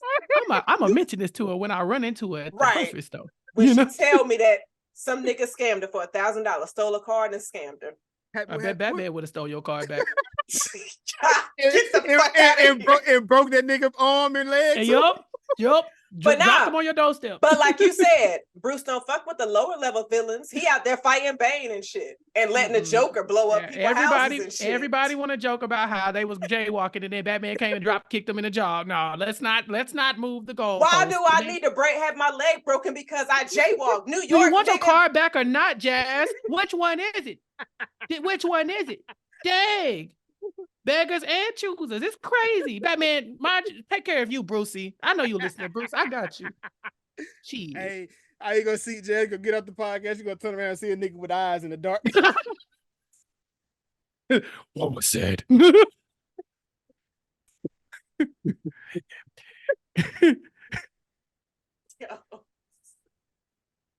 Y'all niggas wild. Like, I'm gonna see her drop the episode. I'm gonna keep it alive. whatever you do, post the pod. Post the pod. That's the quote. Whatever you do, post that Post the motherfucker. pod. Well, post that motherfucker. Oh yeah. Good times. All right, so Jason will not scoop the card. Okay. I get you though. I got it. I'm snatching. Thank you, that bad Chappell. boy. Thank you. I'm still in Wait a minute, my nigga. So you went through all of that just to be like, I mean, Jason wrong. I'm gonna Me and snatch that Batman shit. got the same energy. I'm gonna take the card. You know what I'm saying? Look, because listen, Hey. I wouldn't even have to be sure it was your card. I was like, I thought it was you, but it's not you. I'll take it back. Right. I tell him I found it outside. Right. I was like, oh, dropped it. Somebody, you dropped free. this. I got Yeah. you a free meal, girl. I was just in Yeah. the bathroom. Oh shit, well, it's free now. Right. Call your bank. Hey, but wait. We're tell not her it doing wasn't you. that because I was Batman yesterday, and I saved a white kid. That's crazy. That's outside of my nature. You say the white kid? Exactly. That's outside What my happened? nature. I was at the park with the kids, Mhm. and there were some older kids that pulled up to the park, Mhm. and I'm looking. I'm like, they look like orphans. Oh, when they, But what did that- the orphans pull up in? They pulled up in a white van. Are you sure those are orphans and not those are victims? Did you only save one? Sounds like you had a busload to save. Jason saved a school of kids. Hey, look, everybody every man and woman for themselves. I only can get one of you motherfuckers. I got I'm two. avoiding the van too. Yeah. That's just like the dad from Dead Bird Box Barcelona. Hey, Snatch one, fuck everybody else. He said they look like they victims. But nah, look, no, serious. But look, okay, so I'm at the park with the kids. We kicking it. Woo woo. Kids pull up, they're in the van. And they get out. Look, white kid come up to me. Hey, how you doing? I'm like, how you doing? He said whatever his name was. I don't remember. We shook hands, and he was like, hey, you like football? I was like, yeah. I thought he needed me because previous week I went to the park. Some black kids that were younger. They needed an all-time quarterback. Cool, I got you. You run routes. I can give y'all plays. We can do that. I'm fit to smoke this shit right now. But this time he was just wanting to talk. We talking about football. Woo woo. Fast forward. They take the football from him and they playing keep away. I'm like, nigga, like 15 years old. What are y'all doing? He kind of, I don't want to say I want to say the right thing. So, how maybe autistic possibly, but he wasn't up to par the way the other kids were as far as when it came to it. So I ain't like that. Like, I'm with the kids. You're not gonna bully a kid in front of me. So they took the foot. They talking crazy. So I'm like, I took the football. I'm like, here, and I was like, and they said, we gonna say, well, y'all not gonna do shit while I'm out here. So y'all might as well just go back to wherever the fuck y'all came from or whatever y'all got going on. But then one of the little black kid that was with them, he started talking to me, and he was like, "How old are you?" Like, I'm 15. I'm like, "Oh shit, this nigga's in high school." I said, "Wait, like, where did y'all come from? We with a whole bunch of white people." Oh, we in a group home. Got it. So I was like, "All right, I'm like, okay." He's like, "Yeah, they kind of out of pocket." I was like, "I agree." And I said, I'm finna take my kids and get the fuck up out of here before I have to, get this school shooter I'm looking at over here and get the fuck up out of here. And of course, after I gave him the football back, I don't know what possessed him to go back over to where they were, but of course, they took it again, but then they lost the football. And so he was kind of upset about that. And I'm like, I kind of told you what to do, my nigga. Deuces outside of that. But yeah, that was my day at the park. Interesting. Okay. Just like Bruce. Yep. Letting Just people like go Bruce. where the villains are and get their asses beat again twice in one day. It's called job security, Jazz. Stop all the crime. How we gonna have a crime fighting job, Jazz? Nah, that makes sense. I gotta leave some of these niggas out here to beat up. I have no retort because now that makes so much fucking sense. Batman had to retire next week because he finally decided to clean up crime. Like, damn, now what is he gonna do with all his money? Help people? He was helping on both fronts. He was helping on Right. all fronts. All right, But of course, within this situation, this heightens the beef between Buddy and Jason, because obviously Jazz like this Batman situation. Jason jumps in the car with Buddy. to say, hey, that's not you. And why do you got my friend's card, pal? And he's like, I guess he turned around, his lip hanging off his face, and he was just like, oh nah, fuck that. This is just too much for me tonight. But as he's transforming, he takes off with Jason in the car. And they have to cut him out of the car. From whenever they make it to their, I guess they didn't make it to a destination. He just wrecked this motherfucking car, which he charged to his company card, which that was wild. He was doing really irresponsible shit. But can you imagine your edible hit and you see that lip fall? Yo, I'm so scared. I would have been like, damn, bro, you falling apart out here. That edible paranoia different. What you going through? Yeah, my soul would have just got up and walked out. Just like, where are you going? It's like, because it's still uncomfortable watching it. I knew the lip was coming, y'all, but it was still uncomfortable watching it. Even when I watched it back this time, I said, damn it. And you know, the lip was big, and then it wasn't in his head, and it's in his legs, and his feet burst out the shoes. What size shoes does this man wear? You know, it was too much going on. Why did he think getting that small ass car was a good idea? It was good for Buddy. It just wasn't good for Sherman. That man was in there like shit. Because I guess he wasn't, for some reason, he wasn't calculating for that part of the experiment. Like, what happens when it ends? Like, you having this Cinderella moment in the car, but you became the big sister. Like, that's kind of wild. As he's going down the road. But of course, like I said, this leads to the dean. This beef has heightened because he's like, you know, you thought it was okay to take the company credit card and buy this car with it, like this is the car you rented, but then you wrecked it, you totaled this motherfucker. Then you was late to school. Like, what? I don't know what's going on, but you got one more chance, or I'm going to kill you. And I don't mean like as you know, not in the literal sense, nigga. I mean literally, I am going to kill you if you do not land this. And I got it. It was a bit much, but I understood where he was coming from. Like, we got too much on the line. That's the last donor that we can get in this situation. Don't fuck this one up. Yeah, I mean, $10 million. Yeah, hands. You know my policy, just hands and feet. I would have been okay with him doing it. Sherman big as hell, so I mean, the dean. You think Sherman can fight? I think he can do something. Yeah, he had hands for Eddie. I mean, for Buddy. You know, they fighting himself, but yeah. Imagine him choking you. Yeah. Hey, if that big ass head get around me, I'm gonna be mad. I'm gonna be mad at myself. That's one of them situations where you get them. If they touch you, it's like, yeah, it's over with. If they grab you, it's over with. Yeah, because he got some grabbers. But this is when Sherman, he also admits to Jason his real motivation as to why he wants to become Buddy Love. Which, Jazz, how do you feel about the I guess it's betrayal, because he is turning into a completely different nigga to please a woman that he's not even pleasing. He, in a sense, this nigga friend zoned himself to get with a woman. Yeah, but Sherman, obviously he doesn't date a lot. We find out he's still a virgin. And so he seems like he's got enough confidence to show up at somebody's house and ask him on a date, and then ask him to meet his family. So he can get to that point. He just doesn't seem like he has any kind of he ain't got no swag with it. You know, like, because obviously she seemed like she was interested in him. Maybe. Yeah. Was she though?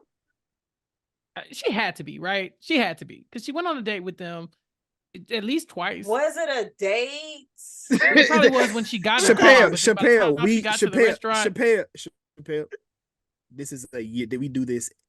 The year I was asked about in the episode. This, every conversation is like this with Jazz. But was it a date? Was it a date though? That's where the podcast name came from her. Yeah, I mean, first of all, great podcast name, by the way. This had to be a date. This is date number 2, essentially. You know, this is weird, and even Jada knows it's weird, because she said, "No, you don't got no issue with me talking to Buddy." Like, she said, "I feel strange going out with Buddy after going out with you." And Sherman's like, "No, Jada been lying for 30 years. She talk about she talk about August the Wheel all the time. Okay, look, they was living in the same house. That's different. That's family.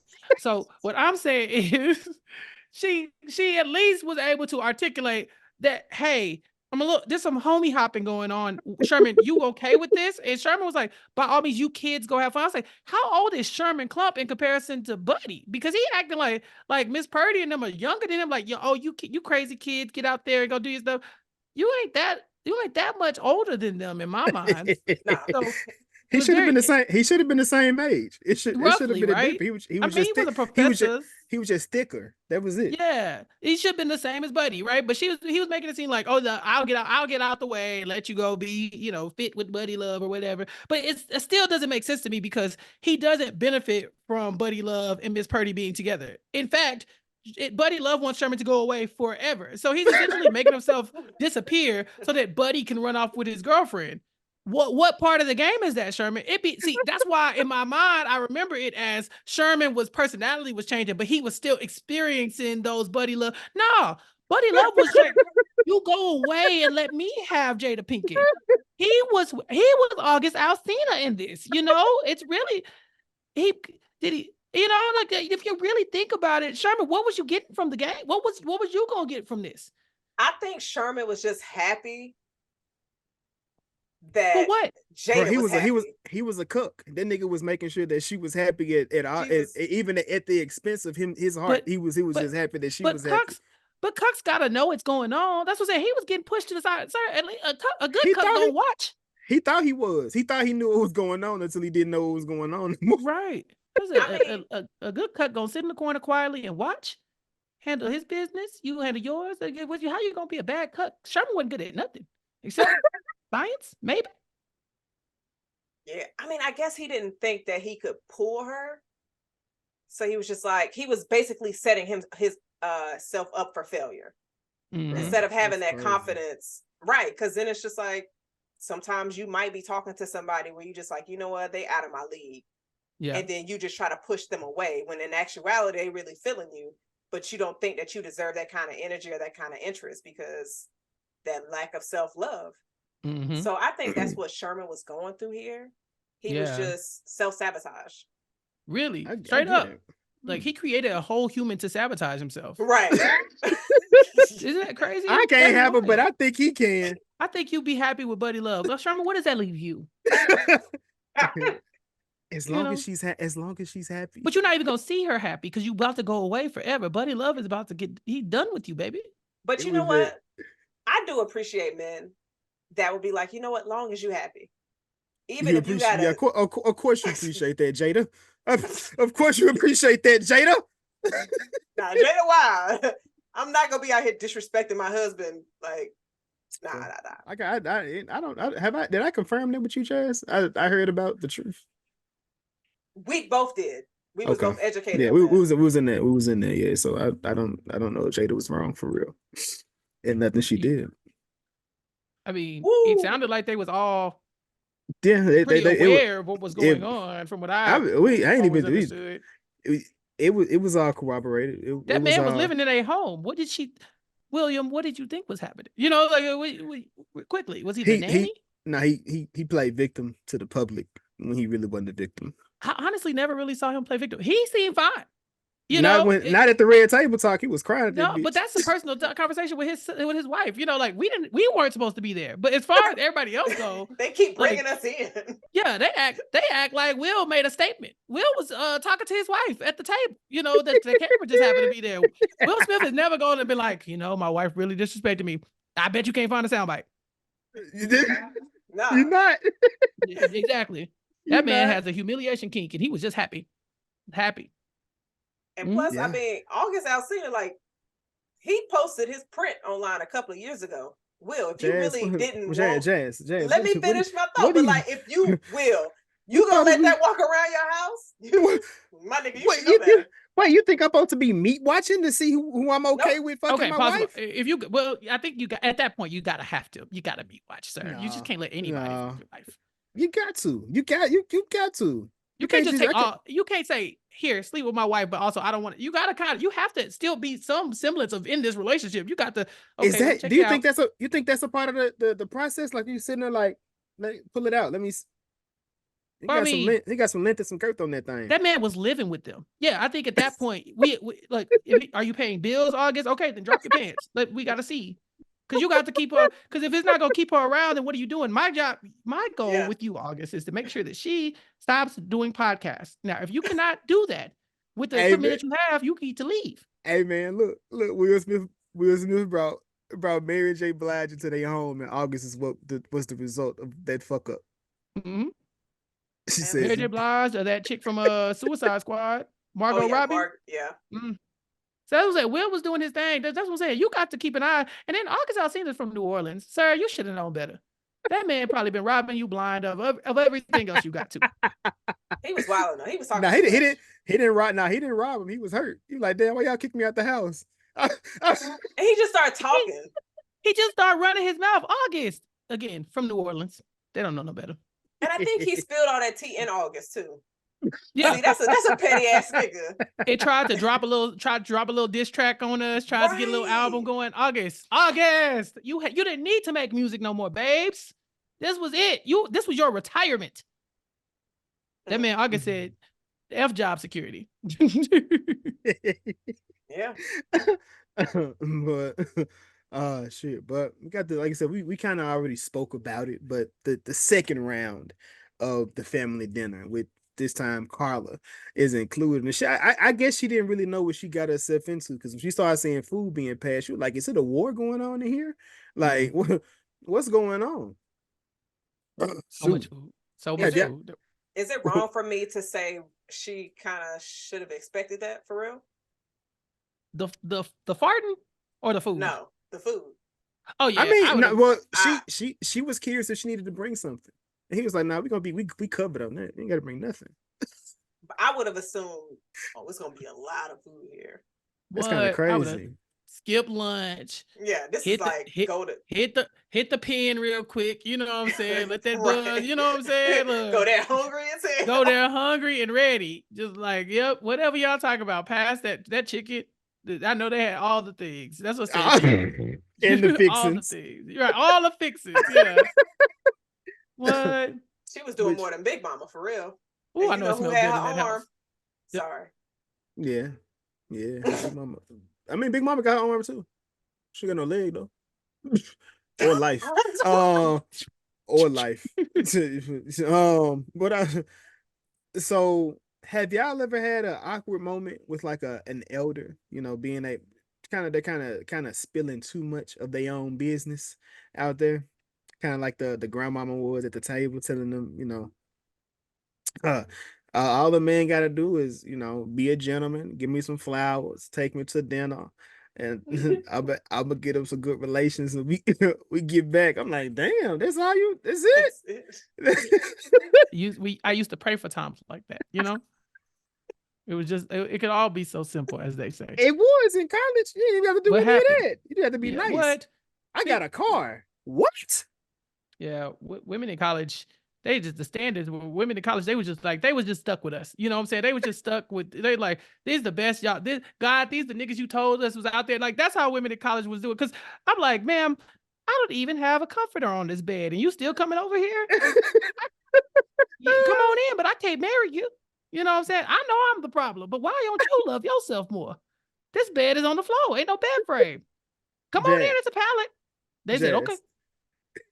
This nigga. What was the roughest condition that you seen in college? All right, so damn. All right, I got one. We was talking, but we never did nothing. So, and I thought he was cute because we worked in a bookstore. This nigga wasn't a student though. He just worked in a bookstore. He just worked in a bookstore. Him and his sister lived in one of those weekly homes to where you rent by week. Because I remember I dropped him off there. I was like, bruh. Because we had hung out. Because I lived on campus. I lived in a on-campus suite. So we hung out and I was just like, I could just drop you off at the crib. I had a car. He didn't. Yeah, this was wild. Junior year, maybe? She said, now that I think about it, damn. No, I'm not even going to lie. After that first link, I was just like, no, this ain't it. It's always the first one. I'll be like, all right, I'm good. Jazz, how far into the date was it not a date no more? Say when. When he was like, I don't have a car, you was like, oh, well, luckily we just friends. So the link up was good. It was when I dropped him off at that spot. Oh, I was yeah. like, what? But I mean, he was like maybe 20, 21.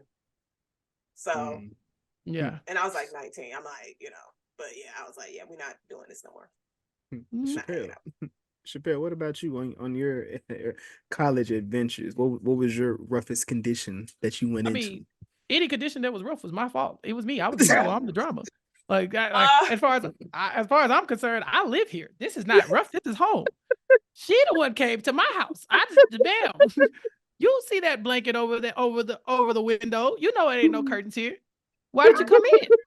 Well, come on, make yourself comfortable. That's my roommate. Sleep on the couch. No, he don't pay rent. He just sleeps on the couch. Yeah, come on in. Yeah, no, I don't put my dishes in the kitchen. I keep them under my bed where I keep them safe in the trunk. I don't let these. Oh, you fucking wildin'.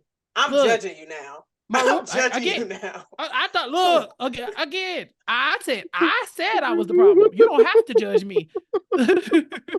I appreciate you seeing like right. That was You don't have to judge me. My question gross. is, why did she walk in? If it was me, if the roles were reversed, I'd have been like, what, this man is funny, but that's about it. I can go ahead and get my things. I know I was wrong. You know what I'm saying?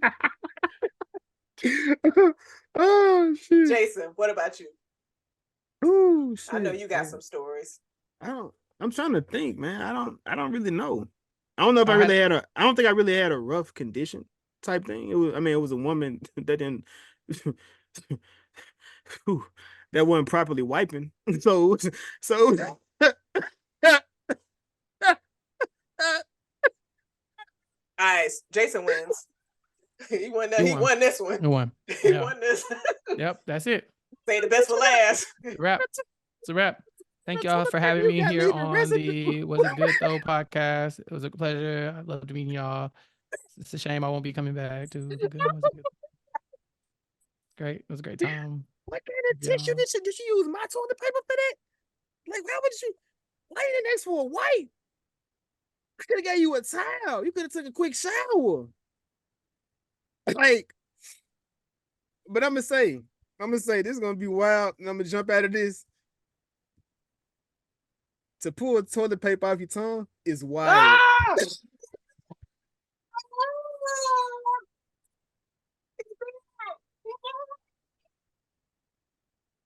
And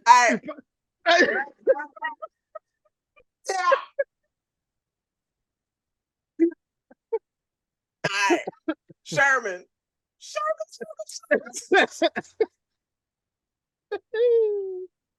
I. Woo. All right, man. So it's just yeah. We exposing today. Chappell like the episode I'm on, niggas. The episode I'm on. Y'all should have saved this for 100. But wait, Chappell, you said you an Omega, so I know y'all got some stories. First of all. Oh, you're an educator. I got you. Oh, yes. The wholesome, educated scholarship, bros. Thank you. All right. Any situation that I'm talking to you about happened well before I was a member of Omega Psi Phi Fraternity Incorporated and has not happened since. Thank you. We are a fraternity of wholesome men uplifting the community. Okay. None of that. None of that. Jazz is getting lifted at parties too.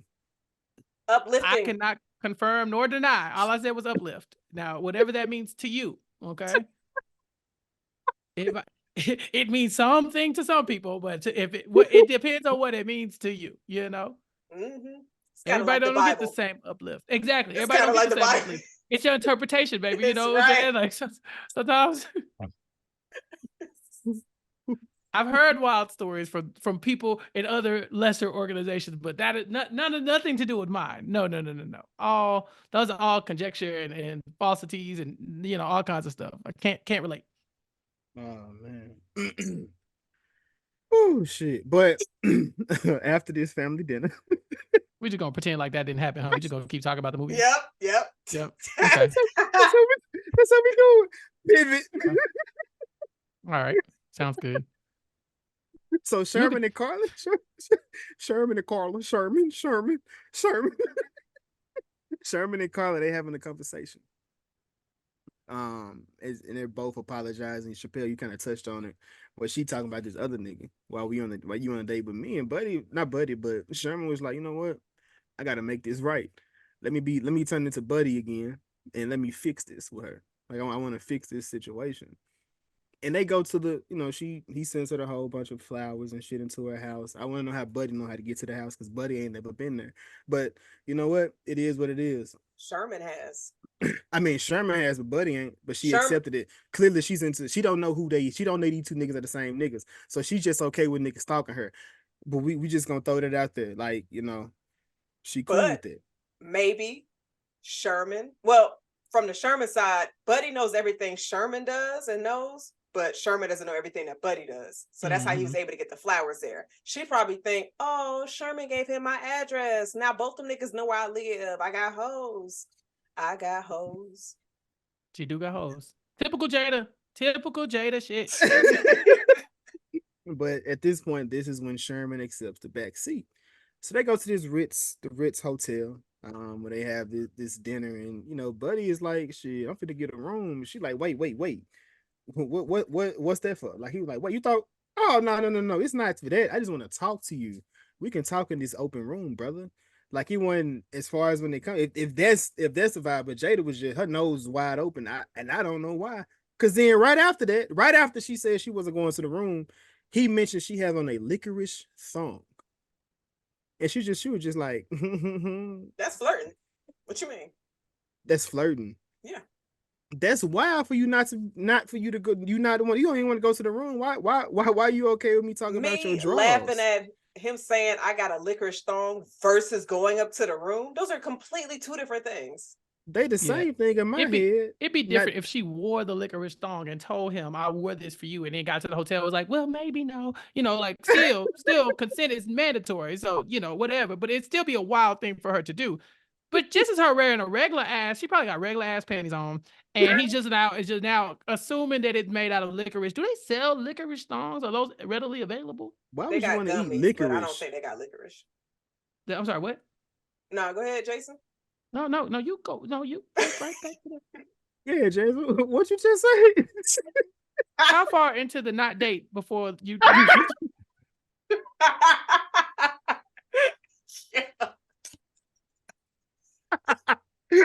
They never let me come back here. I figure. I see what I see. I didn't went too far.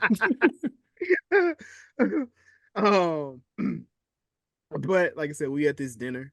They looking for Buddy Love. He's not showing up because the dean pulls up and he talking to Carly and like, shit, where is Clump? We need him. He late. I don't know, but this nigga know everything that he know. So just talk to him and he can get it. He can get it done for you. And I think this is where it kind of made it clear that Professor Clump ain't getting it. The information ain't being passed over to him once Buddy Love. Once he retains it, it's just for him. It don't go nowhere else at that point. So he goes into the room. He again writes the equation. I don't know how anybody can understand that. But she bit him and said, "Nigga, we don't know what this is. Tell us." Tell us what it is. And he went through the room telling how many people was fat and how many people looked good. When I was young, I was like, man, this nigga is rude. This nigga is rude. This nigga said you got jello arms, you got a turkey neck, and you got a tank ass. Saddlebag syndrome. Why the brother was supposed to whoop his ass at that point? Yeah. They got caught off guard. Like I think he did. He pissed everybody off, but then he dazzled them. First of all, this man was wearing this is the man who was wearing a red pinstripe suit at one point. He is an audacious gentleman. Okay, he's a shifty nigga. So he starts saying that kind of stuff. He gets to just saying colorful words, and you just kind of okay, just let that man go. You don't fight with the crazy person. You know what I'm saying? Like at some point, you just all right, y'all. Let's keep the party going. Let's go. Right. Nothing to see here. But of course, like I said, once he makes it through the room and he's, like you said, he kind of persuaded the room into what he was into. He went and find some beautiful women that looked like the type that he was trying to get to. And of course, he told them he can handle all three of them. And of course, what most people do, and I don't want to say it's women because niggas do it too, but they went to the restroom and of course they chatting about this man being able to take all three of them, and they was okay with it. They was down to clown, as they like to say. But of course, Carla wasn't into it. And of course, when she comes out, why didn't he keep the hotel? Why did he go back to Buddy? Why did he go back to Sherman's room? I think that was an issue in the movie. I think that was a missed opportunity in the script. They just needed a way to get back to Sherman's house. So I don't know why he didn't go to the hotel. I mean, you were about to get it, so why not just stay there since you got 3 ladies and you ain't got to worry about being in Sherman's small ass house? Unless he just wanted to have a party, and you're probably more restricted having it in a hotel room than you are at somebody's house. Now I don't know why he invited all them niggas, and I don't know where all them niggas came from for real. Yeah, Bruh. he just wanted to have a party. That's all it was. Right. It really was, because he trashed Sherman's house too. Like, it's one thing to have a party, but like I said, those lesser organizations, they used to have parties like that all the time. And, you know, I never got caught dead or anything like that. And so, yeah, I was like, oh my God, why'd y'all ruin this man's home? You know, have some decorum. So yeah, he went all the way to Sherman's house just to act a fool. He did, and I think when he was at the house, it was also to make that video. He wanted to make sure he put that video out for Sherman to see it, so he can let him know, nigga, I'm killing you. I'm taking you out the game. I'm gonna get the girl. I'm gonna get the money. I'm finna get it all. Socks and drawers. He burned all that nigga's food. Can you imagine going to sleep with a freezer full of food and you wake up and all that shit is gone? Groceries high as shit. Yo, I'm a chill. Buddy was wild. I'm also thinking. It was those microwave meals. Not that. Yeah. Not that. I'm not that. This house. His house. They must have been in California. This is like some insecure type shit. Because it looked like he was on the flat land. When he went outside, it was just that was just he could just walk. The nigga, he talking about he got a neighbor below him. Like, what the fuck how the fuck get into the bottom places? They forgot. I'm looking like what they in San Francisco or some shit? Because that California shit is built different when it comes to it. I'm looking at it like, how the fuck? Why the fuck? I don't know. That didn't make sense to me. But I feel like they just forgot. You know, like they had a plan. Right? No, seriously, they had a plan, and then they got to writing, and then they were like, "Oh yeah, this, and this other." They said, "We need a house. Bet we got a house," and nobody said, "But the house was supposed to be." It was supposed to be under the house, and then supposed to not be. And it was like, no, it's all right. Anybody gonna pay attention. And honestly, had we not been talking about this right now, I'd have never known. Right. So they're correct. I looked at it twice, like, bro, wait, why the fuck he got a person up under it? Like, it's not, it don't look what. And then again, because of, I'm not that seasoned, because I was talking to this chick and she was saying, yeah, I'm on me an IG model apartment. I'm like, what the fuck is that? And I seen an apartment with the first time I seen, I'm not gonna lie to you, first time I seen an apartment with an elevator, I was like, wait, they do this? Like, this is like, that was new to me. So that threw me off, and that's been within the last 5 years or so. Like, I seen that, so that was different. So yeah, that was something I had never seen before personally. But of course, this is what we have, the fallout. Sherman wakes up. He's in the bed. He's with the same exact women that Buddy was with. And of course, at the same exact time, I don't know why Carla thought it was okay to invite herself in the house, but she thinks it's okay for niggas just to show up to her house. So maybe she was returning the favor. There you go. I would have kicked her ass out so quick. Why would it be like, you hoes got to go? I don't even know them. I don't know them. I don't think that's gonna work. It will. But it maybe will, just tell them not to say nothing. But then again, they woke up to somebody who they didn't see the night before. So I probably would have been like, look at my homegirl like, what the fuck did we do last night? This is not the nigga who we met at the Ritz. I'd be like, who? You was drunk. They came out the room. Where is Buddy? Have you seen him?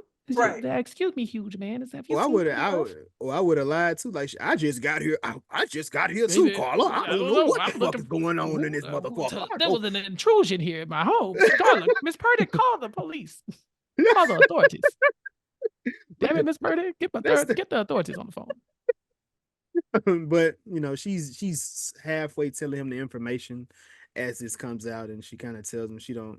Are y'all passing girls around? Like, yeah, we are, but like, why are you upset about that? Like, you weren't even on the list because you weren't studying me. You were looking at him like Buddy was giving what you wanted.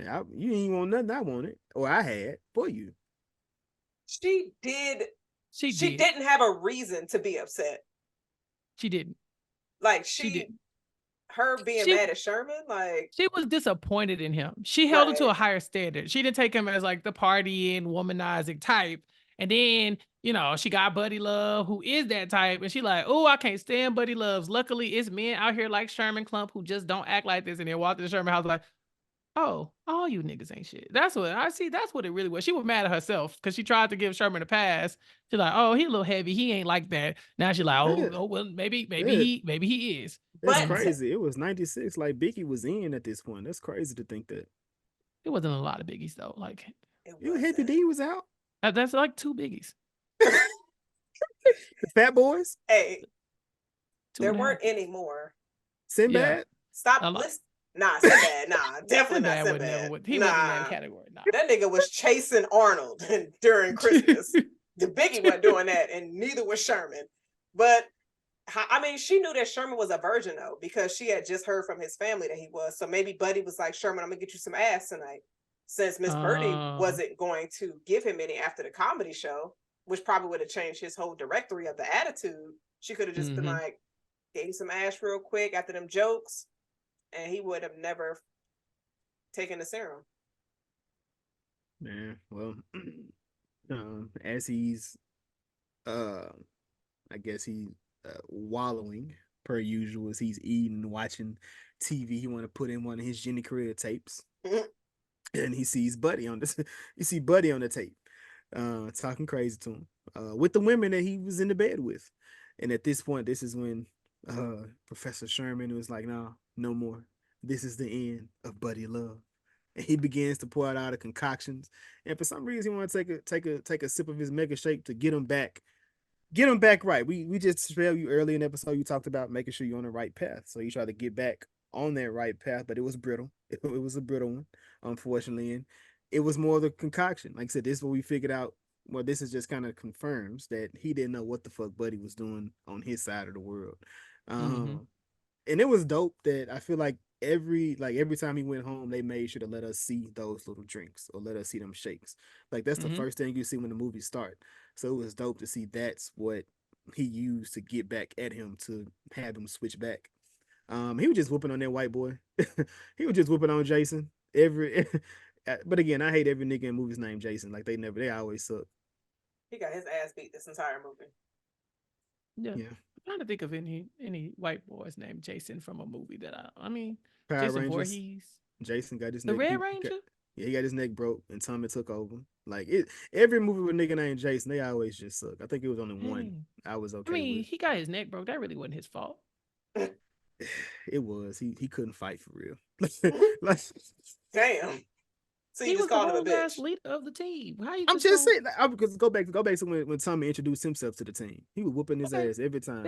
He whooping everybody. See, that's not. I just feel like that's a bad bar. Like I just feel like everybody was losing to Tommy. It's like, why the Red Ranger catching strays? Say something about the Black Ranger. The Blue Ranger was right there. And it took the same L.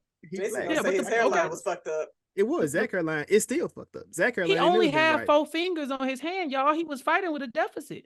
Wait a minute. Y'all didn't know that? That boy ain't got all his fingers. Which one you missing? Hold on. I think it's actually the ends of them are. Hold on. Let me look. Wait a minute. What? A nigga with no ends? He got nuts. Hold on. Let me see. Yeah. If he just got finger, nuts. he's missing this one right here.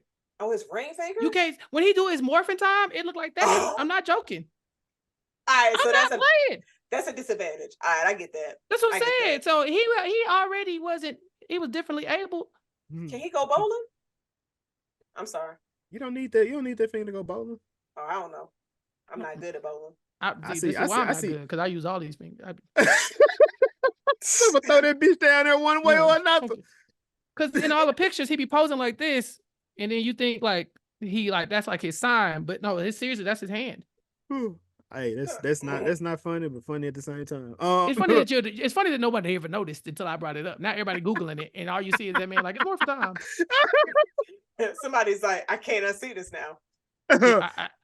I had to say it because I was like, I see him. I got one, but I'm not doing it. I'm not Don't doing do that. it. I'm not No, doing it. Y'all I'm been not acting doing up it. the whole fucking time. I'm not doing it. I am Y'all? not doing it. So the final scene of the movie. We get to the dinner. We get to the big dinner. Of course, we see Carla. She talking to the parents of Sherman, and they just like, that don't sound like my baby. As he clearly something's been going on. Maybe he lent his house out to a friend. I threw a party when Sherman was 18, and he didn't even show up because he was so shy. Oh, and I was like, yeah. And she was like, yeah, but I just don't know. I just don't know. And then of course, this is when Buddy pulls up to the party. He feeling on the people and the donors at the party, just going crazy, and he goes to the platform, and he does a presentation. Chappell, what did you think about this presentation where he showed the people how his concoction works? Insane. I am from the great state of Texas. Somebody would have shot that man, and it would have been quick, and everybody would have went back to what they was doing. They'd have shot him and said, "Woo, thank God for Texas." You know, it would have been a very quick ceremony because he let his whole body just kind of do like a little pop lock move. He kind of just body went. Like, it was crazy. And then I was thinking, why would you want to show that to somebody? Why would you share that with the rest of us?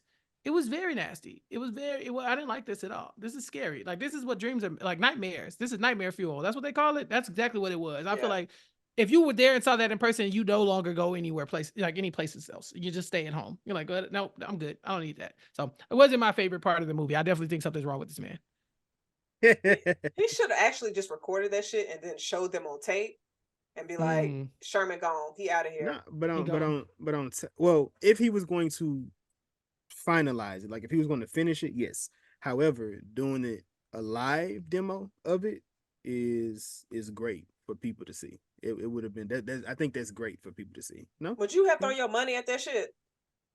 Hell yeah! If I'm looking to lose weight, if it worked, and he got out of there and everything was good and there was no side effects and like everything we saw is what happened. There is no this man's not gonna take over your body, because I'm assuming everybody got a little buddy love in them at some point, right? Like if you or I were to take it and lose weight, are we able to maintain ourselves, or do we lose ourselves to like the ego, right? Like the Sherman did. And I guess that's the question, right? Can you do this, lose weight, and then just go on about your day?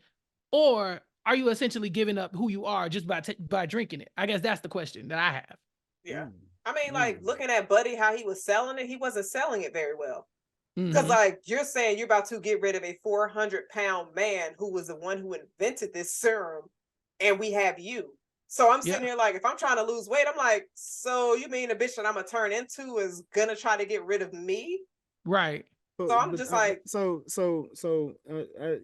thinking y'all looking at this completely wrong. We're looking at the facts. Y'all looking at this completely wrong, because every drug you take has a side effect too. But that's different. And because going into it, if you go back to the top of the episode, you know the risk that come with that BBL.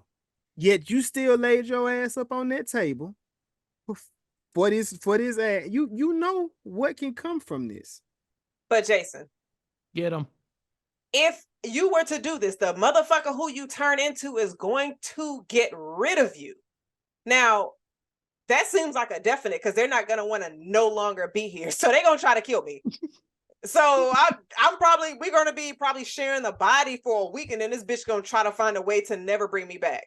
Now, a BBL, long as you spend that extra money, make sure you got a good doctor, do what you need to do. Tied it up, yeah. Your shit seems like you can survive that more than a fucking week. So, nah, my nigga, I'm not letting you get that shit off. Yeah, you can survive what? You can survive what for more than a week? A BBL. Look, a side effect is being the main side effect being death. Like, this man is going to take over my body. That's something that you got to lead with. Buddy Love is up there saying, this drink is not only going to make me skinny, but it's going to make the fat me go away forever. The human that was, the person y'all know and love today. So that means if you drink this, it will make you skinny, but the fat you, the person who I'm talking to who's about to drink this, you will cease to exist. You know, and then you know, it's called bipolarism. That's what they call it today. We saw that in the damn series on Netflix. Exactly.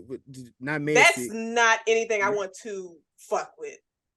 And I can't think of the name of the show. It's about opioids though, right? Like, but I'm saying that it's taking a drug and it having a huge effect on a person. So yes, within this you lose. I mean, so I think it was just like a metaphor for the real world. You lose yourself as you begin to do this. So yeah, but I can see if you lost yourself again. If it was a personality switch, that's one thing. This is a person switch. You were about to just sacrifice your life so somebody else can be skinny. That's the part that just will bother me. Like, if you told me I can be skinny, it's like, no, there will be a skinny version of you walking around and you will never meet that person. That's what you're drinking. You don't actually get to reap the benefits of that. You will die fat. Right. But they didn't. Right. But see, they didn't tell. They didn't. But see, they did. He never explicitly told anyone about the side effects. Jason was telling them, "Hey, no, you're about to kill a person. You need not to do this." His whole entire performance was showing us the side effect, and the show was Ozark because her brother was bipolar. And he killed that season where he was in it. I don't know if you finished Ozark, and if you didn't, sorry, Jason, for anybody. I did. I thought you were going to that medical show though that you was talking. Oh no, that's the one about Dope drugs. Sick. Yeah, Dope Sick. No, Ozark. Okay. But no, I'm sitting here looking at the side effects. So I'm just like, okay, yeah, I'm 400 pounds. But you telling me the motherfucker who about to take my body about to be skinny, pull niggas, and I'm gonna die? I'm not giving nobody everything that I worked hard for. Wait, Jazz, wait. So they can get holes that I can't get because I'm too fucking big. That is what you pull from that? That's what he did. And pull holes. Those are the two thoughts in what this. What do you think Buddy Love is Buddy? doing? Buddy did that. Buddy pulled holes. He out here getting money. He having parties, and he's over here achieving success that Sherman set up. It's like you going through all the work and the trouble and all of that bullshit for somebody else to reap the benefits. So no, I'm just gonna stay fat as fuck. Right. Like they said, they named a bunch of Jenny Craig, Exercise, Richard Simmons doing his show, but all that stuff was to allow you to live your life and have your happy family and then potentially get skinny one day, because this is the 90s. We got medical developments have come a long way. It's a lot of people who look nothing like they looked in the 90s today, and all you gotta do is stick it out for 20 years. This man trying to make himself go away forever. Little Kim kind of wild though. She looked prettier in the 90s than she do now. It fluctuates. It ebbs and flows. It does, but they did say her process became due to abuse. So I'm gonna give Lil' Kim. I'm gonna give Lil' Kim a pass for the facial stuff. Yeah, I don't know what the fuck happened after setting it off. She stopped setting it off. K Michelle. Y'all seen K Michelle? I thought she took her BBL shit out. She took her ass up in her face. But who is that woman? She changed. Who is that woman? Jazz said you can change yourself in 20 years. Niggas changing themselves from yesterday. I don't know who these people are. Who the fuck are these niggas? We need to stay away from these niggas. Yeah. Need to stay away from these niggas. But Sherman has this big heartfelt apology. That was real dope to see him, because you got to strut, and he gave him that one last piece of advice. He never heard any of it, but he finally got that one. That's the one he did get. Like at the end, he finally had a conversation with himself. That's what it was. He finally had a conversation with himself at the end, because he even started throwing jokes back at that moment. So yeah, they did they big one with this movie, man. I was goddamn Hercules. Nah, but we get outside. Of course, he leave with the big busted ass suit that he got on, and he gets outside, and for some reason Jason had an extra suit on him. Like, I don't how he had, he scooped it when he left the lab. How he got shirt? He got it for him. He okay. It was already there, because I was like, how he get? I wonder what he wanted to get Sherman tailored it. He got his jacket, then he got the suit. Okay. I'm rolling. Yeah. But they had their little last dance at the end, which the donor, he was so happy with Sherman that he gave him the 10 million. And of course, for some reason, Sherman thought it was okay for him to do a booty bump with Jay. Hey, bro, this movie was funny up until the bitter end, like the bitter end of it, and like then you have the after credits that rolled, and him playing just the characters. and just sitting there, him not being able to contain himself. Bro, I probably couldn't be on that set. I don't know how they was even on that set being able to do this movie, because I cried even harder watching the end credits, which I was like, man, yeah, Eddie was up there, man. Eddie was up there. But that was the conclusion of the Clumps, our college stories, and Being exposed. and being exposed on the Was My It bad. Good Though podcast. Jason But took that shit with the tissue. hey, relax. You ain't gotta relive that. But the reason that we are here, ladies and gentlemen, was it good though? Chappell, I'm gonna start with you, my brother. Yeah, it was good. You know, look. So the thing that, you know, they in the movie were saying, you know, Buddy is who Sherman wanted to be so bad. And sometimes when you want something so bad, you do whatever it takes to get it, right? And we saw this. Somebody who was willing to give up his entire life, livelihood, his being, just to experience life as a skinny person, right? Or even to be he said he was in love with Miss Purdy. Boy, you just met her. You not in love with her. Y'all went on one date. Stop it. You like her a lot, and that's okay. But, you know, like, I think that is something that a lot of people can relate to, you know, really wanting something so bad, trying your best. We saw him working out throughout the entire film. He always had diet drinks. He always had the tapes on. He was doing what the people tell you to do when you lose weight. You try to lose weight, but it just wasn't working out. And so he was trying whatever it took. And I think it's a very relatable story. I think that, you know, it's something that you can laugh at throughout. You know, some of the jokes, of course, we 20, 30 years removed from this. We're not talking the same way we used to. You know, we match the energy on this podcast, but make no mistake. You know, I'm not out here firing off fat jokes at people anymore. It's just it's just not kind to people, right? Yeah. But at the same time, if you can watch a movie that has you laughing from beginning to end and still has a good story and a happy ending, then yeah, to me, it's good. Yeah, Jazz. I feel that. Of course, I definitely enjoyed doing a rewatch of this. It was just a lot of scenes that I forgot about. Mm-hmm. One of my favorite Eddie Murphy movies. Sequel was Easily. Also hilarious. So it was a good time, and I'm definitely glad that we were able to review it. And for me, I told you, Jazz, they started off like shit. But rewatching this, because I watched it last night and I rewatched it today, and both times I was just like, man, this is a really good feel-good movie. I think this was probably it'll probably one of the best movies for me of the 90s. But also because we got a 90s panel, I think this is one of the best remakes as well. Probably the top remake. I think the only one that comes close is Parent Trap. But yeah, people's thoughts. Do you have any people's thoughts, James? I have two. First one is from Casual Movie Lover, one of the best comedies of the 90s. It's their favorite Eddie Murphy movie. And then one from Curious Cat, still funny till this day. So it's also great to see a comedy like this, especially a Black comedy, that was able to stand the test of time. We see things that's pretty much outdated to where you just like, nah, them jokes ain't hitting at all.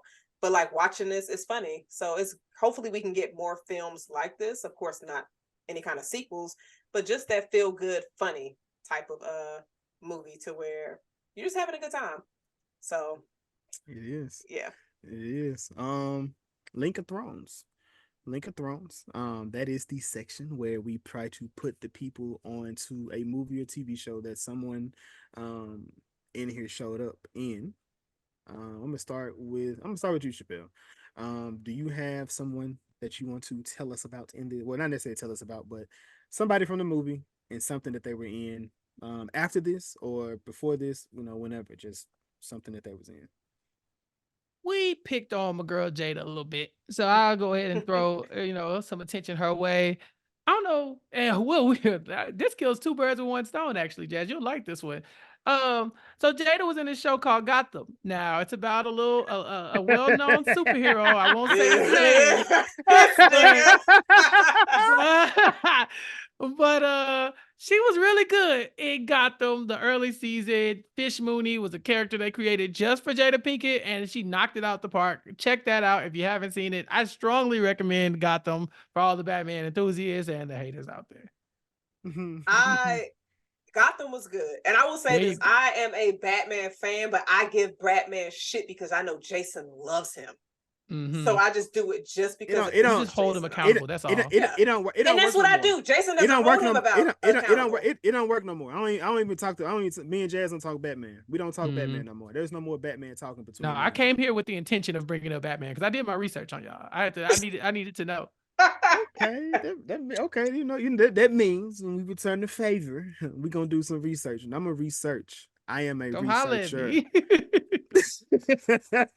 I mean, we definitely got the research because you was out here eating baby oiled up. Like, okay, first of all, that was edited out of the podcast, so I don't know why you're bringing it up now in this part. Oops. I'm in this week. Everything stays. Yeah. I'll be sad as hell next week. Hey, 100. This is perfect. And what they say is typically to the finale is the penultimate episode. This is a perfect way to go into the centennial. It is. You see the Greek love out. You see the little Greek joke I threw in the, you know. I got you. Okay. What, right. Jazz? What you like you dogs? I'm just saying. All right. So Jason, your Link of Thrones. I'm gonna go with Mr. Jamal Mixon. Jamal was on not Moesha, but the other one, the Parkers. He played on the Parkers. He used to date. He was dating Kim. He dated Kim until he lost all the weight. It's kind of funny they did that, but yeah, he was on the Parkers. Okay. Where is my boy at these days? Have y'all seen him lately? Is he all right? Has anybody checked on Jamal? He last time I seen him, he was on It's Always Sunny in Philadelphia, but that was like years ago, within the last 7. So I don't know what he's doing today. Okay, he had a homie or another brother, right? Wasn't it two of them? The dark skin one. Yeah, Jared Mixon. Yeah, they used to be a tag team. I hope they both doing well. He's alive. He's 40. All of that. I just said I hope they do. You're right. Yeah, you're right. You're right. You're right. You're right. Old niggas, are they alive? Come on. Are they alive? But I am going to go with Larry Miller. He was the dean, and he was in Jason's Bay's movie, Pretty Woman. That's my shit. Pretty Woman is my shit. That's my shit. Nigga, you just like fucking. No, wait, nope. I fuck with Richard Gere as well. I fuck with Richard Gere and Unfaithful. He killed that. Richard Gere he can do the comedy. He can do the serious. I fuck with Richard Gere. Julia just fucked in public restrooms, like. And I would have bust that nigga head too. We don't commit crimes around here. If you fucking my girl, I'm busting your head. I'm not Will Smith. We're not going for that. I'm not picking out the meat man. I'm not going to the meat market to see who gonna fuck my bitch. No, I'm busting his head to the. I don't kink shame. I just kink ask why. You know, like I just ask for kink clarity. It's not my. I don't kink. I know. I'm the same exact. I don't kink shame. I accept Jazz and her feet fiasco. I got to get on her for that. Just to clear this shit up because people get it confused. I do not have an obsession with people's feet. I do not care about nobody's fucking feet. Does Jazz publicize her feet? Yes, because I have pretty ass toes, and niggas love feet. I like feet, but not that much. I don't like it that much. Feet, just another body part. You know, it's like I much rather see that thing open and wink at me. All right. So. He was talking about your toes when he said that. I don't think it was, but Chappell, would you like to drop your info again at the end? Go ahead and plug whatever you need to plug. Again, thank y'all for having me. This has been so much fun. I really needed this today. Like I said, my birthday is tomorrow, and so this is a good lead off until the big day, you know. But yeah.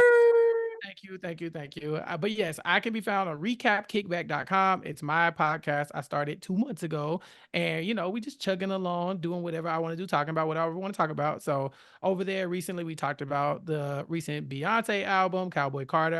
I assembled a panel of Avengers. The Beehive came and they told me all my opinions were wrong, and I deferred to them because they're in the hive and they pay dues and all that kind of stuff. I joined another organization that's not for me, and so like I said. I was there to facilitate the conversation, and there was a lot of Beyonce love shown. So go check that out. I'm also starting to cover Summer House Martha's Vineyard on. It's about those fancy Black folk that go off to Martha's Vineyard and have a good time on Bravo. That'll be on Recap Kickback as well. I've been covering Abbott Elementary as well over there on Recap Kickback. So it's a lot of stuff going on, but I try to keep it, constant content coming out. Then also you can find me on the Rob Has a Podcast network, where I'm covering Deal or No Deal Island and doing exit interviews for Deal or No Deal Island every week. When somebody gets eliminated, they got to come talk to me, and I ask them a bunch of questions about how did they all go wrong? What happened? What do you do there? Do reality TV again?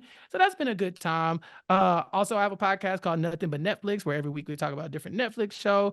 And I'm covering Below Deck Wednesdays live on YouTube and Survivor on Monday. So I'm all over the place. But follow me, recapkickback.com, to keep up with me primarily.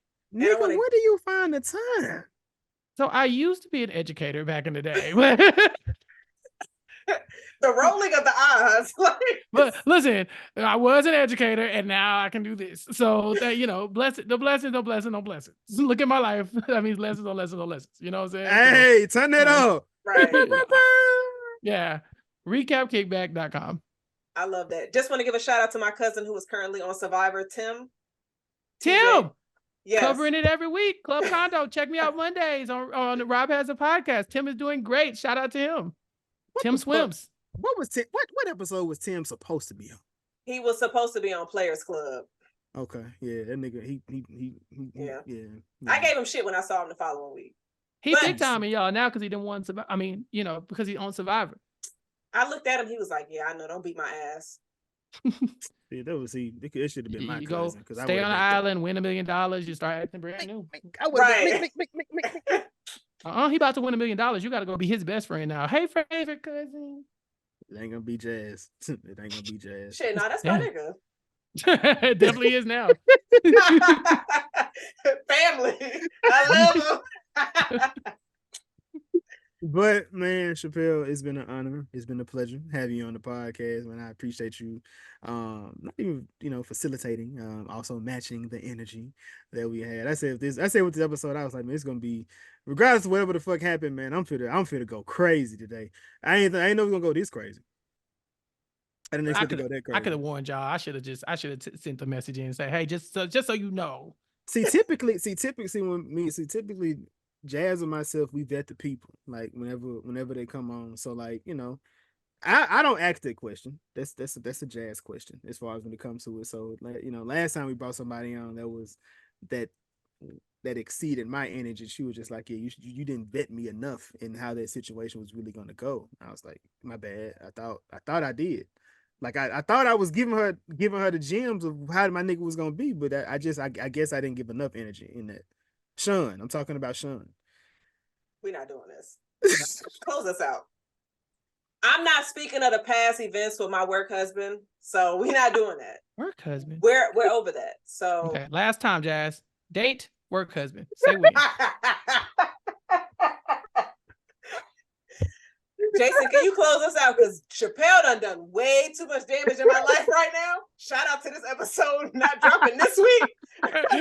This one is in the archives. Patreon only. Sketches behind the paywall here. Man, yes, man. This was episode 99, the Nutty Professor. We got a special one. If you know us, you know what's coming. Yeah, you know what's coming. But again, thank you, Chappell, for coming. This was no problem. The Was It Good Though? Real quick. Real quick. Let me just give y'all flowers. 99 episodes. Y'all been doing this for years. Congratulations. I've seen it. I see the movies and stuff that y'all talked about. I'll be like, dang, this is so cool. I'm so proud of y'all. I love seeing Black people win it. And I am so blessed that y'all were able to just let me come creep in for one podcast only because I know I'm fired. But seriously. I wish you all the best of luck in y'all endeavors, I don't fire people. Only Jazz bans people from the podcast. Yeah, I was a guest and then I wasn't a guest and it just happened somewhere in the middle. I'm not even gonna lie, like the person that's currently on the ban list, like he didn't even go to the streams. Chappell. it was good that you was here. Again, thank y'all so much. And again, I cannot tell you how happy I am for y'all making it to 100 episodes. It's been so fun watching this, so Kudos. Nah, it's been a pleasure. It's been a pleasure, man. But episode 99, the Nutty Professor, the Was It Good Though podcast. I am Jason. And I am Jazz. And this is our brother Chappell. We appreciate you. I'm definitely gonna bring you back. If that's something that you would be into, sir. Already? But that is the end. Deuces. We need both votes though. But please. What's going on, y'all? My bad. I'm not gonna lie. That's fucking hilarious. Because then it has you looking taller too, so it's like I'm up here. it'll be a surprise. Do I just need to go get a green screen to put behind me? I've never seen this before. Yeah, I've never seen that. Sean's don't never switch. Yeah, neither does Chris's. It made yours invisible. Right. I don't know what's going on. Hey, 99 been lit. Nothing. Oh, we're gonna call you Morph. Oh yeah. Boy, Morph nasty. He a freak. Yeah, he is. Morph was like, Logan, what you doing in the shower? You didn't even rub your back. Bro, that was what? No. That was wild as hell. That was, I didn't even put that. I blanked that out of my head. I forgot about it. That was it. Because everybody was doing something wild. That nigga, Magneto was in there getting busy. Bro, Gabby should have threw some. I would have threw some cars at them. Like, what the fuck is this? Them niggas are like, they're like coming together, like something from damn The Thing. Yeah, merging and stuff. Yeah, I would have just left out the room. I'm trying to find my face. Ooh, that was too funny. I can see your hair now. Yeah, you looking like Hollow Man for real. That's crazy. I've never seen it. I don't know. Well, we're gonna have a Hollow Man episode today. Shit. Yeah. That's so funny. Yeah, this shit took it. I don't know why I'm not popping up. Is it the black shirt? See, that's what. But you behind a tan wall. Am I crazy? Yeah, the wall is tan. You should have. You should have popped up. Is it the shirt? No, it's not the shirt. Yo, with the hoodie on, they gonna definitely be like, yo, they got Hollow Man on there. That's what's up. It's kind of live though, actually. No, I'm not gonna lie. That shit look fire. I fucks with it. Yeah, I'm not changing it. Nah, that's dope. That's dope. Yeah. We some Kevin Bacon fans over here. Yeah. Yep. Okay, I'm gonna mess with the camera and see if that changed something, but I'm not changing. I'm not. Nah, I mean, this is it. This is what you You get. good?